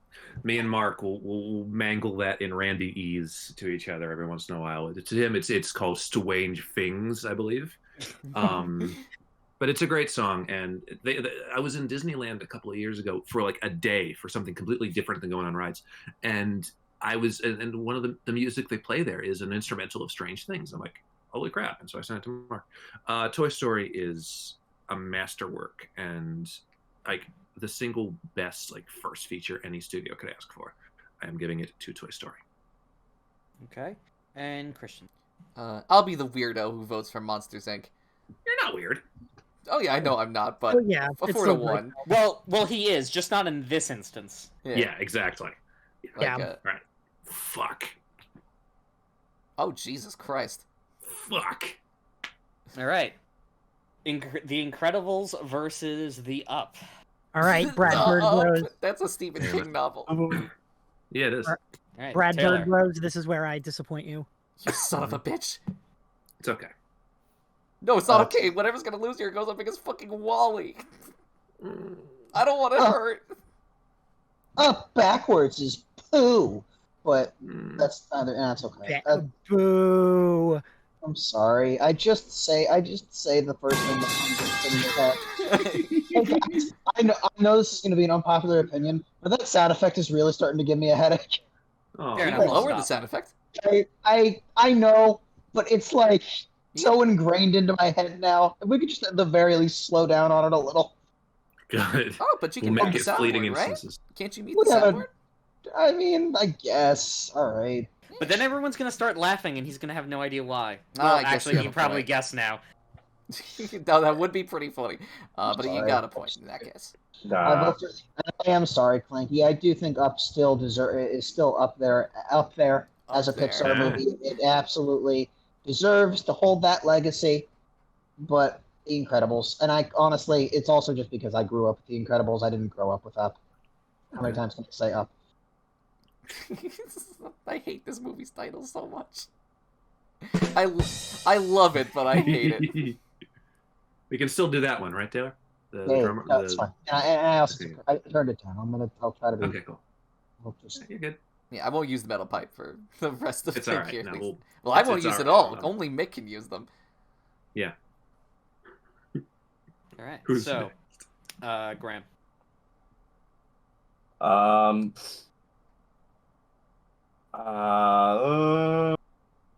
Incredibles. really? Yeah. Oh, man. All right. I'm sorry, Well, Clanky. nope, it's all right. I'm voting for Up.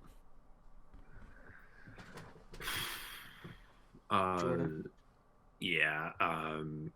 This is really tough because I love Up for a lot of reasons, but I kind of have to give it to The Incredibles. Just it's The Incredibles. All right. And Christian? With much up and respect to love, I'm gonna vote for The Incredibles. I love you. Did I just have a stroke? You know, right? Daniel? Okay. Like, it was so close to being something normal that, like, my brain actually legitimately kind of short-circuited. It was like You know Boo. what? It was like Boo from Monsters Inc. She says like words that are so close to English, and then It's like she's trying to speak to me, I know it! yeah. Yes. I'll Well, give- I'll appropriately. I'll give him credit. If I had tried to say that, I would have flubbed it. It's tricky. Mental It all power. worked out. Alright, Soul versus Finding Nemo. Okay. I'm gonna need you to come back to me. Okay. Graham. Finding Nemo. Clanky. Finding Nemo's great, but I really love Soul, so I'm giving it to Soul. Jordan. Yeah. Ever so often it occurs to me that not only did Jeffrey Rush get to play Nigel the Pelican the same year he played Barbossa in Pirates of the Caribbean, Eric Bana played one of the sharks in this the same year he played the Hulk. So weird year for people with range. Finding Nemo, man. It's much love and respect to Soul, even with my problems with it. Finding Nemo. Okay. Christian? The problem with the Filmlies in particular is that I often end up watching every single movie before each Filmlies, which is my favorite part of the Filmlies. But because of that, it can lead to a lot of change from what I had originally submitted. Soul would have replaced Inside Out in my top 3, and I am very confident in that. So, as with much love and respect to Finding Nemo, I am going to vote for Soul. Okie dokie. So my heart says Finding Nemo, but my soul says Soul. So does my heart beat my soul? I mean, obviously your soul is biased. Soul might have a bias. It's a great show. You should have switched it. Here is where I'm at. Soul's second act is so good. And again, I said this already. I think Act 2s, and I say this as someone who writes, Act 2s are the toughest to write. And they're definitely, like, I think in most cases, the least impactful because they are the middle of setup and payoff. But all 3 of Finding Nemo's acts are great. And I think I'm the opposite. I'm the same as Christian. If I hadn't rewatched these, it's Finding Nemo. I'm not gonna unpack it. It's Finding Nemo. It's tough, but it's Finding Nemo. We've both had each other on the edge, Taylor, and now we're still here. It's great. Yeah, that's canon for our arc in these, I would say. Yeah, no, it's all good. All right, so Coco versus Monsters University. Please kill him softly. We're gonna start with Jordan. Oh, well, Taylor, I'm sorry, but the train of nice things I have to say. No, it did actually really well. It did better than Toy Story 2, which I would not have called. It didn't die losers round 1. It didn't. And again, I think more people now have a lot more good things to say about Monsters University. So, and that's honestly what I wanted for you. By the way, Clinky, I'm sorry to interrupt you, Jordan. I just want to make sure I understand this. Clinky, when you said that you watched it for this? Yeah, I never watched it before. Okay, thank you for doing that. Honestly, that is like one of the advantages to getting to put things on is that like I want people to see these. Yeah, I mean, wait, you're talking about Monsters University, right? Yeah. Oh, I also did that. Yeah. Oh, this was your first time? Okay. Yeah. And to be honest, and I lampshaded this when I was getting on, but like I didn't get to rewatch as much going into this yearlies. And it's funny because the last time I saw Monsters University was, I believe, when I saw it in theaters, but I remembered so much of it. And there's so much of it that I was still ingrained in me. I was like, oh yeah, it's still there. I still know this movie. I am still giving it to Coco, but I have a lot of respect of Monsters University, and I'm glad we get to talk about it. Clanky? While I do think that Monsters University does a lot right, there's 2 things that I really can't forgive, but don't really like about the movie too much. I'm not really a big fan of Mike and Sully's relationship at the beginning because I'm not really rooting for either of them because Mike is like the nerd emoji and Sully's a Nepo baby. So it doesn't really give me like motivation to root for them. But I do like how they grow to be friends. I think that the movie does that very well. But unlike everyone else, I'm not a big fan of the message of this movie. I think that if Ratatouille is like an anyone can cook situation, I feel like Monsters University is like kind of the opposite message, and that's kind of where I disagree. But I do think that Monsters University does a lot right, but ultimately I think Coco has it for me as well. Cool. Okay, Graham?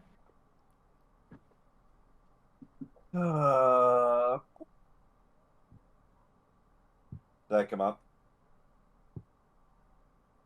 Hello? Your side came out, but... Oh, I tried to do Coco, like, from Foster's Home for Imaginary Friends. Oh. I'm voting for Coco. All right. Yeah, yeah, I didn't hear that. Okay. Well... You should have said... Yeah. That's not even possible. It's a totally different show. Taylor? I'd put Monsters U in my top 3, and so I'm gonna stand by that and vote for it. Good. Even though I love Coco, I really do. The theme of Monsters University really does. I'm sorry you disagree with it, Clanky, but it really is impactful to me. It's like one of the most meaningful themes to me. It's nothing to like apologize for. Like, that's fine. You're just wrong. No, Oh no. The Yearly's All right, catchphrase. Yeah, Christian. Well, I am voting for Coco. I give a lot of respect to Monsters University because it has a lot of things that I do like about it. It's okay. In my heart, it was a 2 to 3. Look, Monsters University had the Herculean task of murdering cars. Yeah. I feel like anyone could have done that. But Monsters University did it. Yeah. Yeah, which I feel like is the only way it could have made it past listeners round 1. So. All right, so Monsters Inc. versus Toy Story 3. Once again, it's Monsters Inc. versus a Toy Story movie. But this is a really good Toy Story movie. Jordan. It is. It is a really good Toy Story movie, and that's why I'm voting for it. Put that in your pipe and smoke it. Yeah. What do you think Sully tastes like if he smoked him? Blueberries. Hair. Clanky. No, I don't think Clanky. he tastes like Clanky. Yeah, I mean, listen, Toy Story 3 is a fantastic movie, but I really just love Monsters Inc. a little more. Okay. Graham. I've now learned where Clanky ranks the Toy Stories. I think I'm gonna have to give it to Toy Story 3. Taylor. Phew. Toy Story 3. Yeah. Okay. And Christian. Yeah. Sucks to see it go, huh? The most important movie in your entire, early, baby, toddler life goes out and loses round 2. But you know what? I guess it could have lost to a worse movie. Toy Story 3 is pretty good, so... You know what? I broke my leg when I saw this movie. Fuck you, Monsters Inc. It's your fault. Monster is Sully reached out of the screen and snapped your leg in two. No, it happened that night. John Goodman showed up to the theater and punched your leg with a baseball bat. There was a meteor shower that night, actually. I think you told this story, actually. Yeah, I don't think I told it on the show. Yeah, no, you told it on the show, I think, actually, because I remember you were both talking about your breaking your leg stories. Mr. Tummy Ache. Yeah. Wait, I'm sorry. Did someone say the best of Taylor breaking his leg? No. I think it's in the broken leglies. best of. Yeah. The leglies. It's fibula versus tibula. Jordan's left leg versus Christian's right leg. I like Lefty. I'm ready to get hurt. Let's do it. All right. So, Wally versus Up. Me, right? Jordan, yeah. So there's a very good friend of mine, whose name I won't divulge, but It's me. No, actually, it's another very good friend of mine. I just assume any story you tell about a friend is me. It helps with visualization. You know, yeah. Important. Well, the last time I saw this person in person, which was not too long ago, we were celebrating our 7th, we've been friends for 7 years, and that's a pretty big deal for us. And so this person gifted me a card that was it was based on a lot of the stuff from Up. And I think the front of the card was Carl's house with the balloons, and it was very much like a Paradise Falls kind of thing. And this person and we have occasionally used Up as a way of it's a city upon a hill kind of imagine a friendship like this. And Up means a lot to me, and I am voting for it, even though I love Wally. Clanky. I think we all know what I'm voting for, and I fear that this vote, or rather the outcome of this vote, is going to make me very upset. So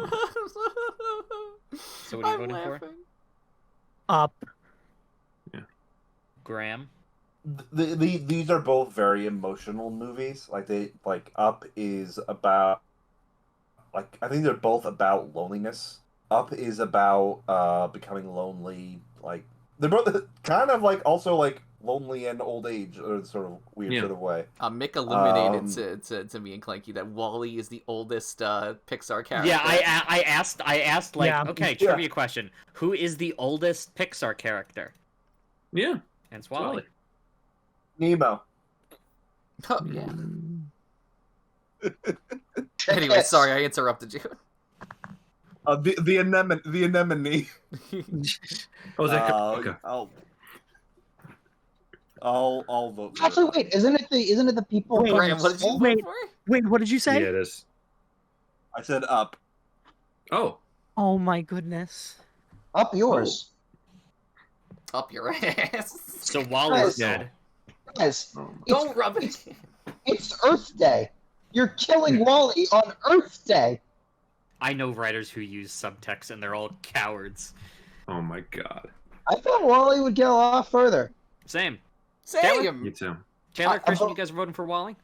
Yeah. Well, can I Christian, say my spiel if that's okay? Go ahead. I'm sad, and I think one day maybe the world will be ready for Wall-E, but now is not the day. It seems people don't talk Dude, the about world this is very ready for Wally. Everyone loves this. No, It's there's in the no world is Criterion not ready for collection. Wall-E.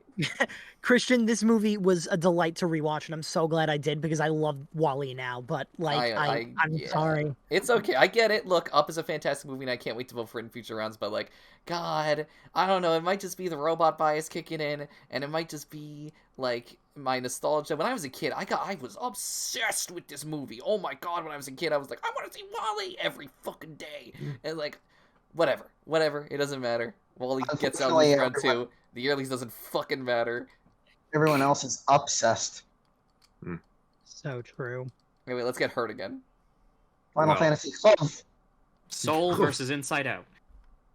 Okay. Jordan?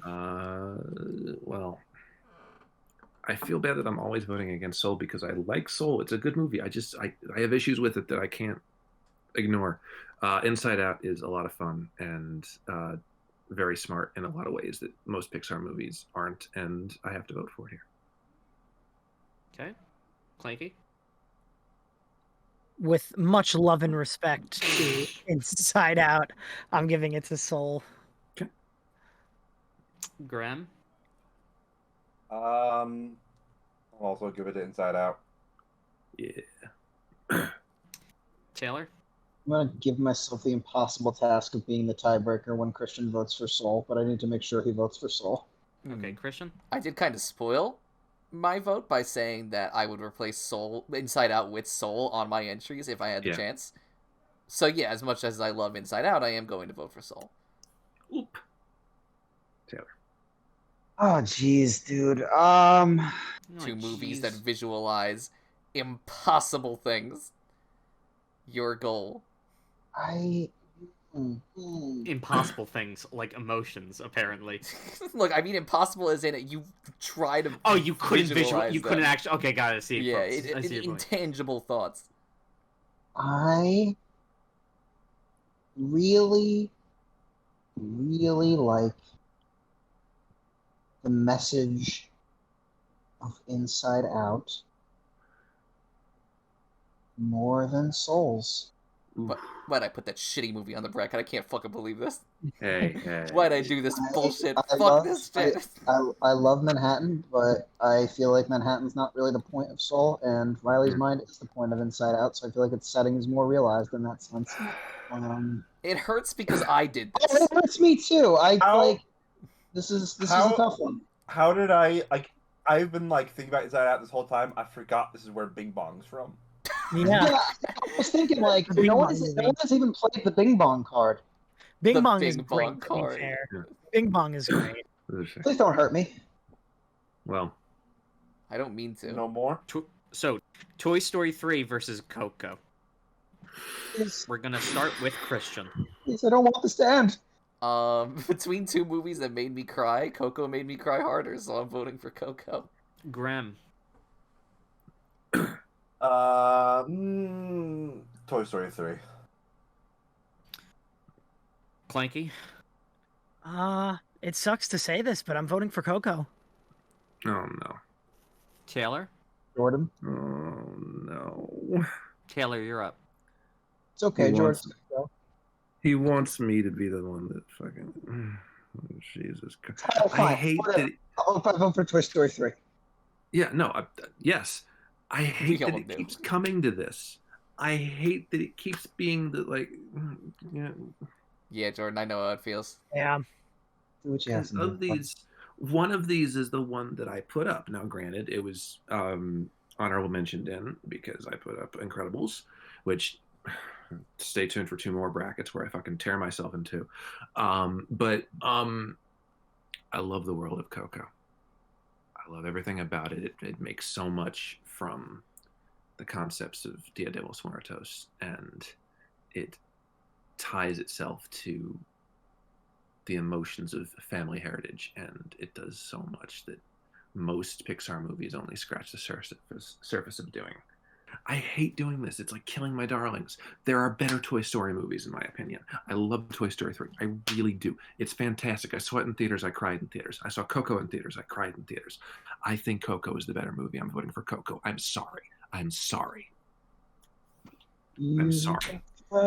Friend in me. We got one more Toy Story left, Taylor. You got a friend in me. Coco is a hell of a movie to lose to. I'll say that because Coco's a hell of a movie. You got troubles. I got them I got 'em too. too. And now let's move on to a round that's not 2. 22. All right, Inside Out versus Up. I'm 22. That would have been better. Yeah. Yeah. Christian, you're up. Sad. I was looking I'm right up. instead of- Yeah, I am Oh, up. you're up. Christian, you're Inside Out. No, I'm up.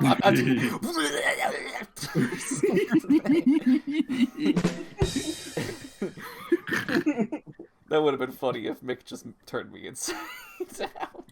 He's like, no, wait, please.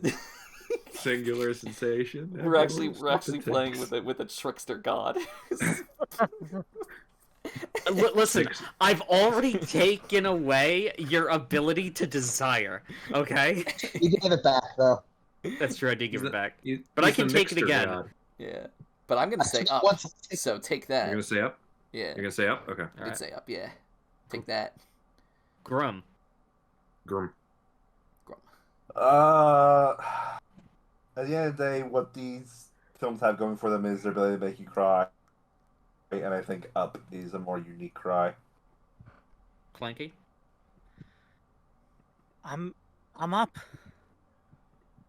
Taylor. You guys are tearing me inside out. And Jordo.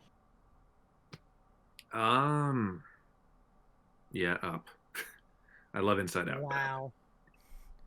Fuck. I'm really Inside not gonna Out. lie. I thought because like Up was on nobody's bracket, it was gonna do Me too. awfully. I thought it was gonna Me do too. awfully.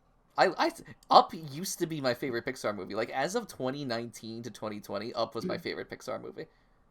But Okay. it was only topped by Ratatouille after I don't know, I was like, oh, Ratatouille, oh, it's the best thing ever. Like, you know, Well, speaking of, yeah, pain. Ratatouille versus Toy Story. oh Christian, god, you go. Anyone can cook.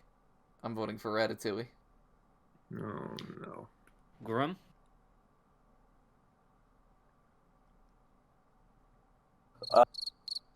Anyone can toy. I'm voting for Toy Story. oh, Can anyone stop toy it. really? Clanky. Stop I just it. realized how brutal this is going to get. Oh. I'm giving it to Toy Story. Oh, that Oh, oof. Taylor. Oh, Ow. Ow. Really? yeah. Okay. All right. I don't have to be sad today. I do have to be sad today, but I don't have to be sad at this time, 11:29. See what happens in a few minutes. Toy Story. Well, this Jordan? means I don't have to. This means I don't have to break Taylor's heart this round. Ratatouille. It's all right. It's coming. I'm sorry. Oh. Yeah, Yeah, you saw 25 is- 25. 25 is gonna suck, and I'm ready for it. It's okay. 25. Most horrible round in the feel like- entirety of the yearlies. Toy Story being this high excites me. Like this is Me too. This is like It should actually be. like not an expected pick, and I'm very, very What are happy you talking about about? I mean, sure. No, let him have it. I- Hold up. Let him Let him cook. cook. that. Based Toy off Story, it would be like the most basic thing to win. That's if what you were that's at what I it. was It going to say, and then I I'm don't like, know. wait, I have to be. Don't say we have done basic all the time, and just some things are obvious because they're right. I'm like a computer. I base everything off of the I'm a average scores computer. I see on funny Okay, websites. guys, you're being mean to Toy Story, and I'm not. And this is the meanest thing you can do. That Toy Story is the basic answer. Let the votes speak for themselves, please. This is the only child I have left.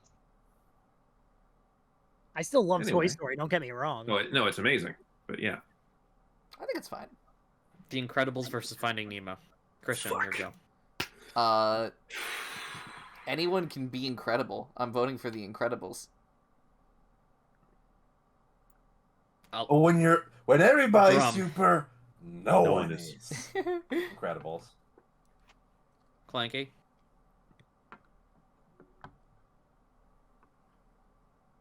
I'm voting for The Incredibles. Ooh. Taylor. I think that double narrative of Finding Nemo goes a long way. Finding Nemo. And Jordo. Yeah. Well, even though The Incredibles are already going on, I'm still going to give the vote to Finding Nemo because this isn't. I mean, even if The Incredibles is probably going to win, I think that Finding Nemo eclipsed Incredibles in my rankings, in my all-time Pixar rankings, and I think that in this watch, I think that Finding Nemo is now my favorite Pixar movie. I am absolutely fine if Incredibles wins this whole thing, but I gained a newfound respect for Finding Nemo, which for years was a solid number 2, and now I think has leaped it.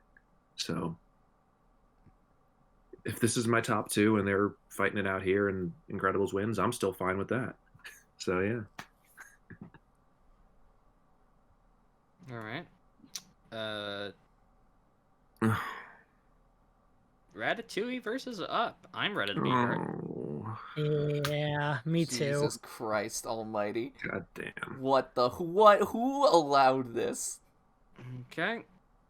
We all chose to be here. Jordan, you're up first. I certainly am. God damn. Come back here. No. I know what I'm voting for. I just Okay. don't like that I'm voting for it. I mean, Do believe not me. be afraid to hurt me if that is what you are No. fearful of. No, it's not even that. It's like it's not that I don't like that I'm voting for Up.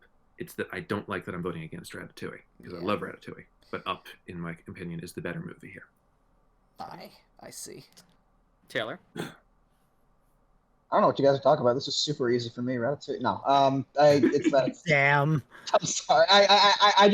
I have to pull myself back when I do that thing because I forget that like if I'm losing something I care about, it hurts me. I'm sure that saying those things. I'm apologizing immediately. I don't want to joke like that. Like You're good. Besides, you already said Ratatouille. So, Clanky. No. I'm giving it to Up. But was that actually a vote for Ratatouille before, Taylor? was. Don't make. Okay. Wait, it was? Yeah. Yeah. Oh, Okay, cool. Okay. yeah. Sorry. I mean, listen. I know I've been a little not amazed by Ratatouille, but it's still fun. He said he And, wasn't crazy about Up, so I figured. That's his true. Ratatouille I vote forgot. I was forgot about genuine. that. I was just making Yeah. sure. Okay. All right. Groom. Right. It's going up. Oh, I man. don't think Christian's gonna be okay. And Christian. How many times have I pulled the top 50 card in the Filmlies, huh? No. How many times Oh, have I pulled sorry. the top 50 card? Because Ratatouille's Christian. there. Ratatouille's right in the middle. Right in the middle of the top 50 most important movies in my entire life, and now it is Christian? gone. I Toy Story 3 understand. is in my top 10. I understand that losers round 4 is a perfectly reasonable place for it to go, but I don't care because the emotional part of me wanted Ratatouille to fucking win. So, whatever. It I got heard really far. Up is amazing. Up For a better wild win. card pick, Yeah. Ratatouille sweep. I mean, for a wild card Yeah. pick. Yeah. It did so well. Yeah. Up better win for Ratatouille's sake, or something. I don't know. All right. So, Finding Nemo versus Coco. Oh. This Again, is two of my fine, bro. picks. Jordan. Oh well, I hate that it's this easy, but Finding Nemo. I love Coco, but yeah. Taylor. Why do I have to be so fucking indecisive this entire bracket? It's okay. These are Pixar movies. We love them. I know. Yeah. I just They're all too good. Like, Yeah. Yeah, that's the issue. it's just I think I gotta go Coco. Okay. Clanky. Coco.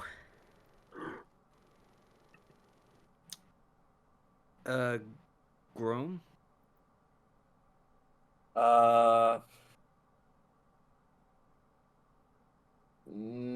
Finding Nemo. And Christian. I had a spiel prepared, but I'll save the Finding Nemo support as the heartache. I'm voting for Coco. Ooh. See, I wanted to wait to see if it was a tiebreaker, but I have to. I can't just always burden other people. I actually like that answer. I like that it's gone that far, Coco. That's awesome.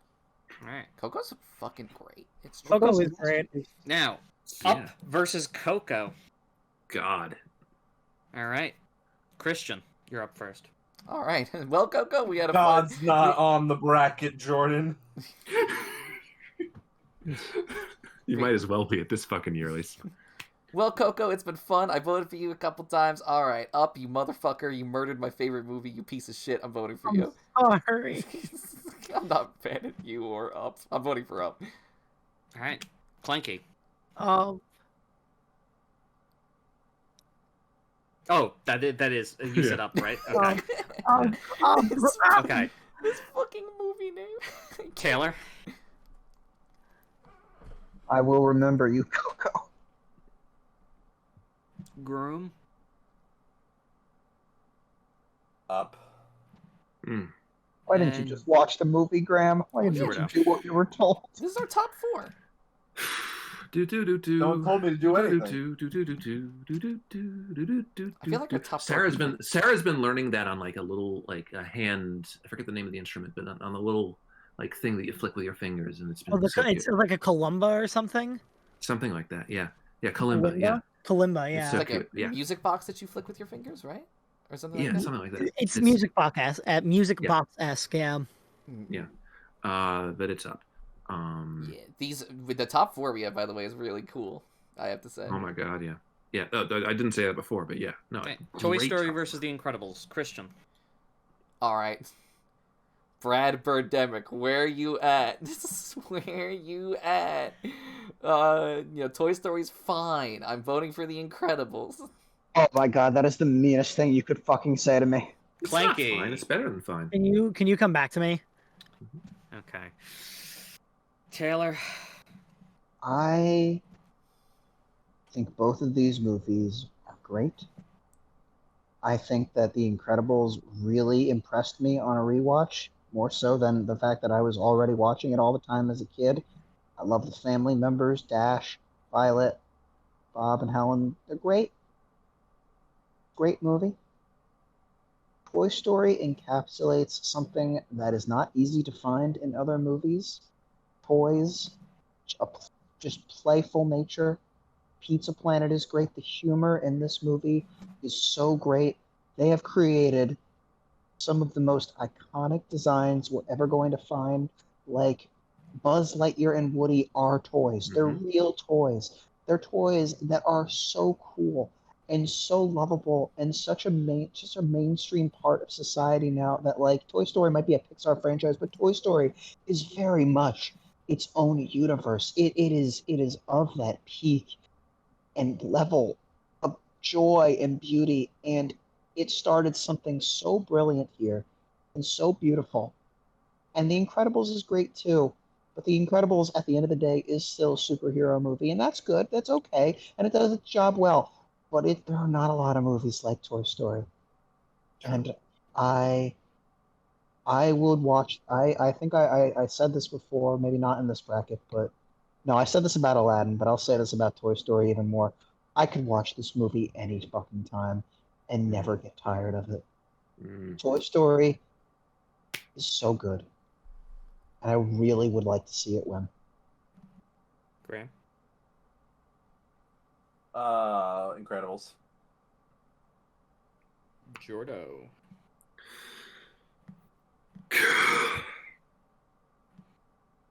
Why do I keep being put in this position? Oh. Look, man. It's as simple as this. Bradford, I get it. One of these is higher in my rankings. One of these is one of my favorite movies of all time. No, you said Finding Nemo was your favorite. One of my favorites of all time. It's my new number 2. And even with the amount of times I've watched Toy Story on VHS, I don't even have it on DVD or Blu-ray. I still have my VHS. I don't even have a fucking VHS player. As much as I love that movie, Incredibles is just a little bit above and is one of my favorite movies of all time. I'm sorry, but I'm giving it to Incredibles. And Clanky, you passed, right? Yeah, I guess that makes it easier to vote for Toy Story. That really was the tiebreak. Shit. Okay. That basically was our final 2. Yeah, I mean, now it's a I don't know fight what's for gonna second. happen here. This but... next one determines second place, basically. Toy Story versus Up. Because this we have not seen yet. So we are going. Yeah, we're gonna start with Grom. Who's he? Yeah, I don't know if you guys noticed, but ever since we've started, I've been slowly shifting which vowel I'm using for Graham's name. Yeah. Oh. Yeah. I'm honestly upset I didn't go faster because that means I'll never get to Grime. No. That's the thing. Like, I only noticed you only using O's. Stop acting like you know everything. You Like, didn't notice me? rules. For the longest time, I was at There are no Grem. rules, man. I just thought you were using O's and U's. I didn't. You didn't hear Grem? No, I did hear them. I just didn't pick up a pattern. You know what, Mick? I'll be honest. I'm in a different. Yeah, I'm in a different place emotionally right now. Yeah. Fair enough. Anyway, I think I'm going to give it to Toy Story. Okay, Taylor?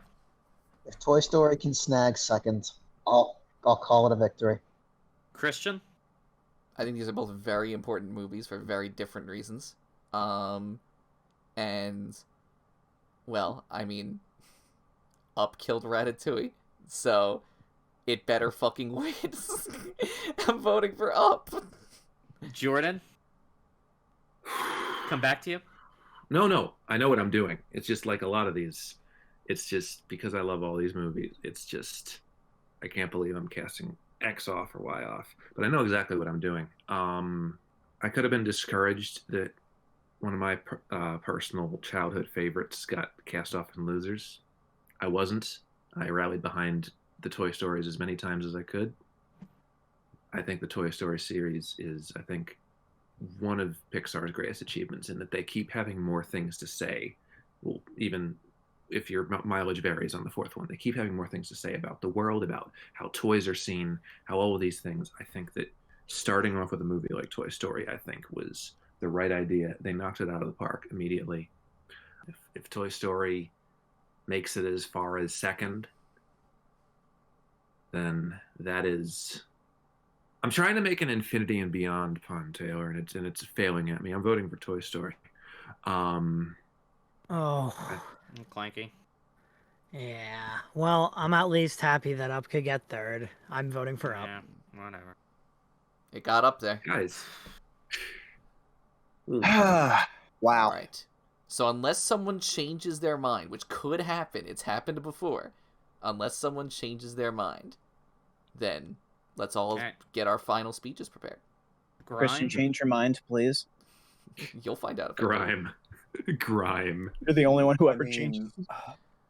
I think, like, honestly, like we're saying superheroes in the spy movie, I think it's Incredible is such a throwback to like like a blend of like so many genres, but particularly like the 30s era superheroes. Like there's even on a DVD feature like lost quote unquote episodes of like an animated. I love that.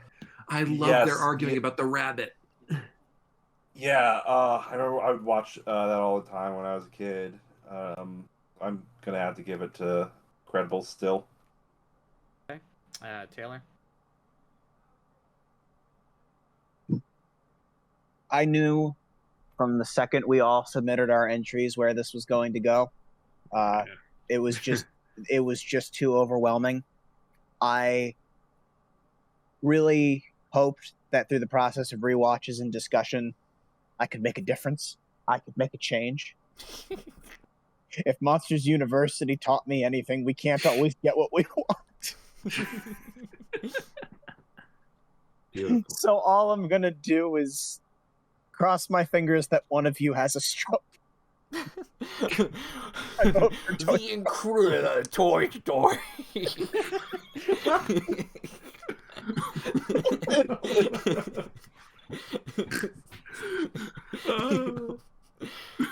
Small price to pay. Christian? You know what? You can play the pipe sound effect.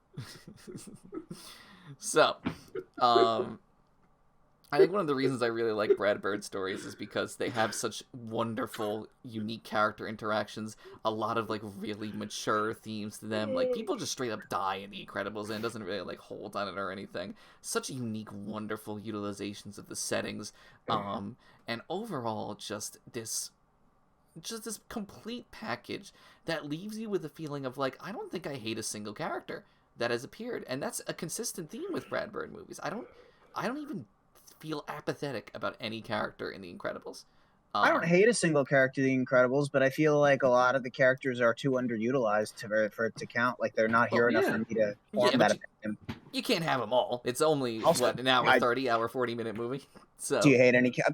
Toy Story is the same length. And do you hate any characters in Toy Story? Yeah. Sid. No. Sid's the antagonist. Well, Mr. I Spell. I do not like Sid in the same way that I like Syndrome. You know, it's not the same. It's not. One is a grown man and one is a child. That's not what I mean. You know, that's not what I mean.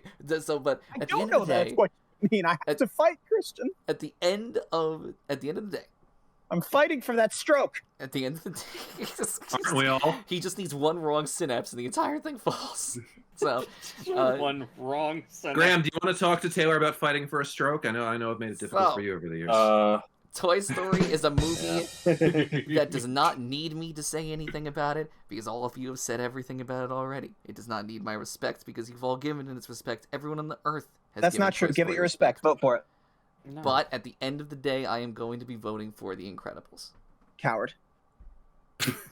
Jordan? Goo goo gaga. This Filmlies was designed for me to, without any real want of my own, to alienate Taylor with pretty much everybody one of my choices, and I hate that's how it was.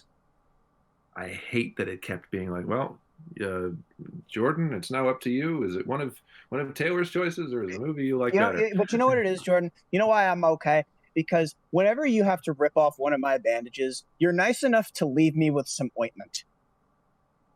Yeah. I Amazoned him to You you. at the very least try to heal the wound that you created. Yeah. Because I hate, again, because we all have such emotional attachment to these. I hate that I have to be in the like, well, I like this one better. If we look at this top 5, I think everybody got something in their top 3 up there. Yeah. I think. Did Graham get one of his things? Wait, in the top 5? In the top 6, I got... Well, actually... No, I got nothing. You got The Incredibles. Oh, well, that got compromised out. But still, I guess you're right. I did get The Incredibles because I did put it on my list originally. But yeah, same. Yeah. If I logic loop this hard enough, will you have a stroke, Jordan? No, look, I love both these movies. Both these movies made my whole childhood great, and both these movies are the reason why I love Pixar. I love The Incredibles, and I am going to vote for The Incredibles, and it makes me very happy that I can cast this vote and send it into the final spot. But it pains me to do so at the expense of Taylor's happiness. But it's still a great. Taylor got second place, and you know what, Jordan? At the end of the day, the real winner is John Ratzenberger. He's still got one more vote. And Clinky. Oh, did Clinky not vote? Okay, sorry. No. What if I voted for The Incredibles? It would be 4-1. That's true. So Uh, don't hurt me that way, please. even Bird. though, Definitely. even Don't Take my hurt hand. me no more. Momo. Take my hand in solidarity and die with even though I think that The Incredibles is probably like the better movie, I think that Toy Story just has its nostalgia clause too deep in me. So I love Toy Story, and I can't deny that I do, despite the fact that I'm not the biggest fan of all its sequels. I really do like the original a lot. So good. Yeah, I have to vote for Toy Story. Do you guys want to know something crazy? We had 3 Toy Story movies in this bracket, and not one of them went up against another once. That's actually Oh a my blessing God. because I'm in my actually opinion, glad. I don't think any of those movies should ever be compared ever. I think I'm actually quite happy that none of them went up against each other. So All right, lightning round. Toy Story versus Toy Story 2. No, we're Toy not doing Story this. 1. now I think what we need Yeah, to do is we no. need to pit someone in first place against someone in last place. So in The Incredibles versus Luca. All right, let's go. Who votes what? Luca. I'll vote for Luca. Luca. I'll vote I'll vote for Luca. Yeah, vote for Luca. What? Okay, well, if you're not gonna be, I mean, you guys are lying. Luca wins. Luca Maybe a wins. little. Actually, can we change the participants so Luca actually won the bracket? Yeah, I think that's only fair. Guys, don't take this away from me. No Oh, worries. you got what fair, you that's wanted. I couldn't be happier that The Incredibles won. Oh my God, what a great. I knew. I mean, yeah. I mean, it's this is the same outcome when everyone voted for Five Guys in the fast food leagues. I'm like, I know the outcome. I'm just gonna have to try and enjoy the ride, and also hope Yeah. for a stroke. I love what you're acting like Toy Story is like this underdog that had to fight its way to the top. With this crowd, yes, I did. No, you didn't. It's fucking Toy Story. Yeah, it was my number 2. Like, I still really love this movie. It was just up. It's an amazing movie. Yeah. Toy Story is an incredible movie. I'll never deny that Yeah. for a second. I Yeah. just, yeah. And then obviously, of course, Ratatouille. Ratatouille is also Ratatouille did really well. Can I be honest? I ran the numbers on Letterboxd for the prediction, and Ratatouille was the winner. So it kind of got my hopes up a Wow. little bit. I mean, it is the best movie on here. It is. It's true. It's a fact. I'll But be honest. I thought Wally would go a lot farther. I would love to have that happen. So I would I have loved. I thought Wally could end up. Wally in the top lost. 2. Oh no, it's tied with Monsters University. That's look. That the is thing crazy. I- That is I crazy. won't compare it to Monsters University, but I Yeah. will say that it died in losers Like- round 2, and that sucks. This, Sucks. none of these deserve to be last place. It just by this very nature there had to be something in last place. Except for Cars. Yeah. Except for Cars. Why do you hurt me? Look, again, Cars is harmless. It may be the weakest thing on this bracket, but it is harmless, and it is not a bad movie. I do think Cars is worse than everything that was on the Disney lease. I think I agree with that. I disagree with Okay, that. Christian. Actually. Even more. Christian, you're locked in a room and you're given 2 choices: Cars or the 3 Caballeros. Oh, Pretty I hero. would shoot Cars twice, and then Three Caballeros. All right. I think we I can don't know if wrap it's even up. part of the Yeah. question. Hey, That is Mitch. in Mick, I want Wait. to give you. Well, Yeah, that's what outro. I'm saying. I don't think Mick. I banned Mick from doing outros after he completely and utterly disgraced the last one, and I'd like to give him a second chance. Okay. All right, you got this. Or I'm gonna ask you one question, Taylor. Are you sure? No, but I believe in second chances. Okay. This is your last. There we go, and there it went. That wasn't even me. That was me. The sabotage. The sabotage. Ain't I a stinker? Sabotage. It's very simple, Mick. You thank everyone for watching, recommend other videos, and say see you next time. Okay. Thank you, everyone, for watching the Pixar Filmlies. Like the video, comment the video, and subscribe to see videos similar to this one. Mia the Zoo was the first YouTube video uploaded to YouTube in 2005! We did it, guys. Mick had a stroke.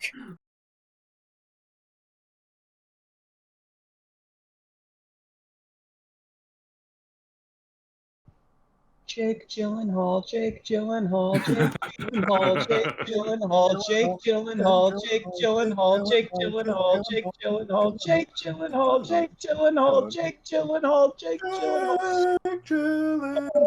Gyllenhaal, Jake Gyllenhaal, Jake Gyllenhaal, Jakey Gyllenhaal, Jakey Gyllenhaal, Jake Gyllenhaal, Jake Gyllenhaal. It's April.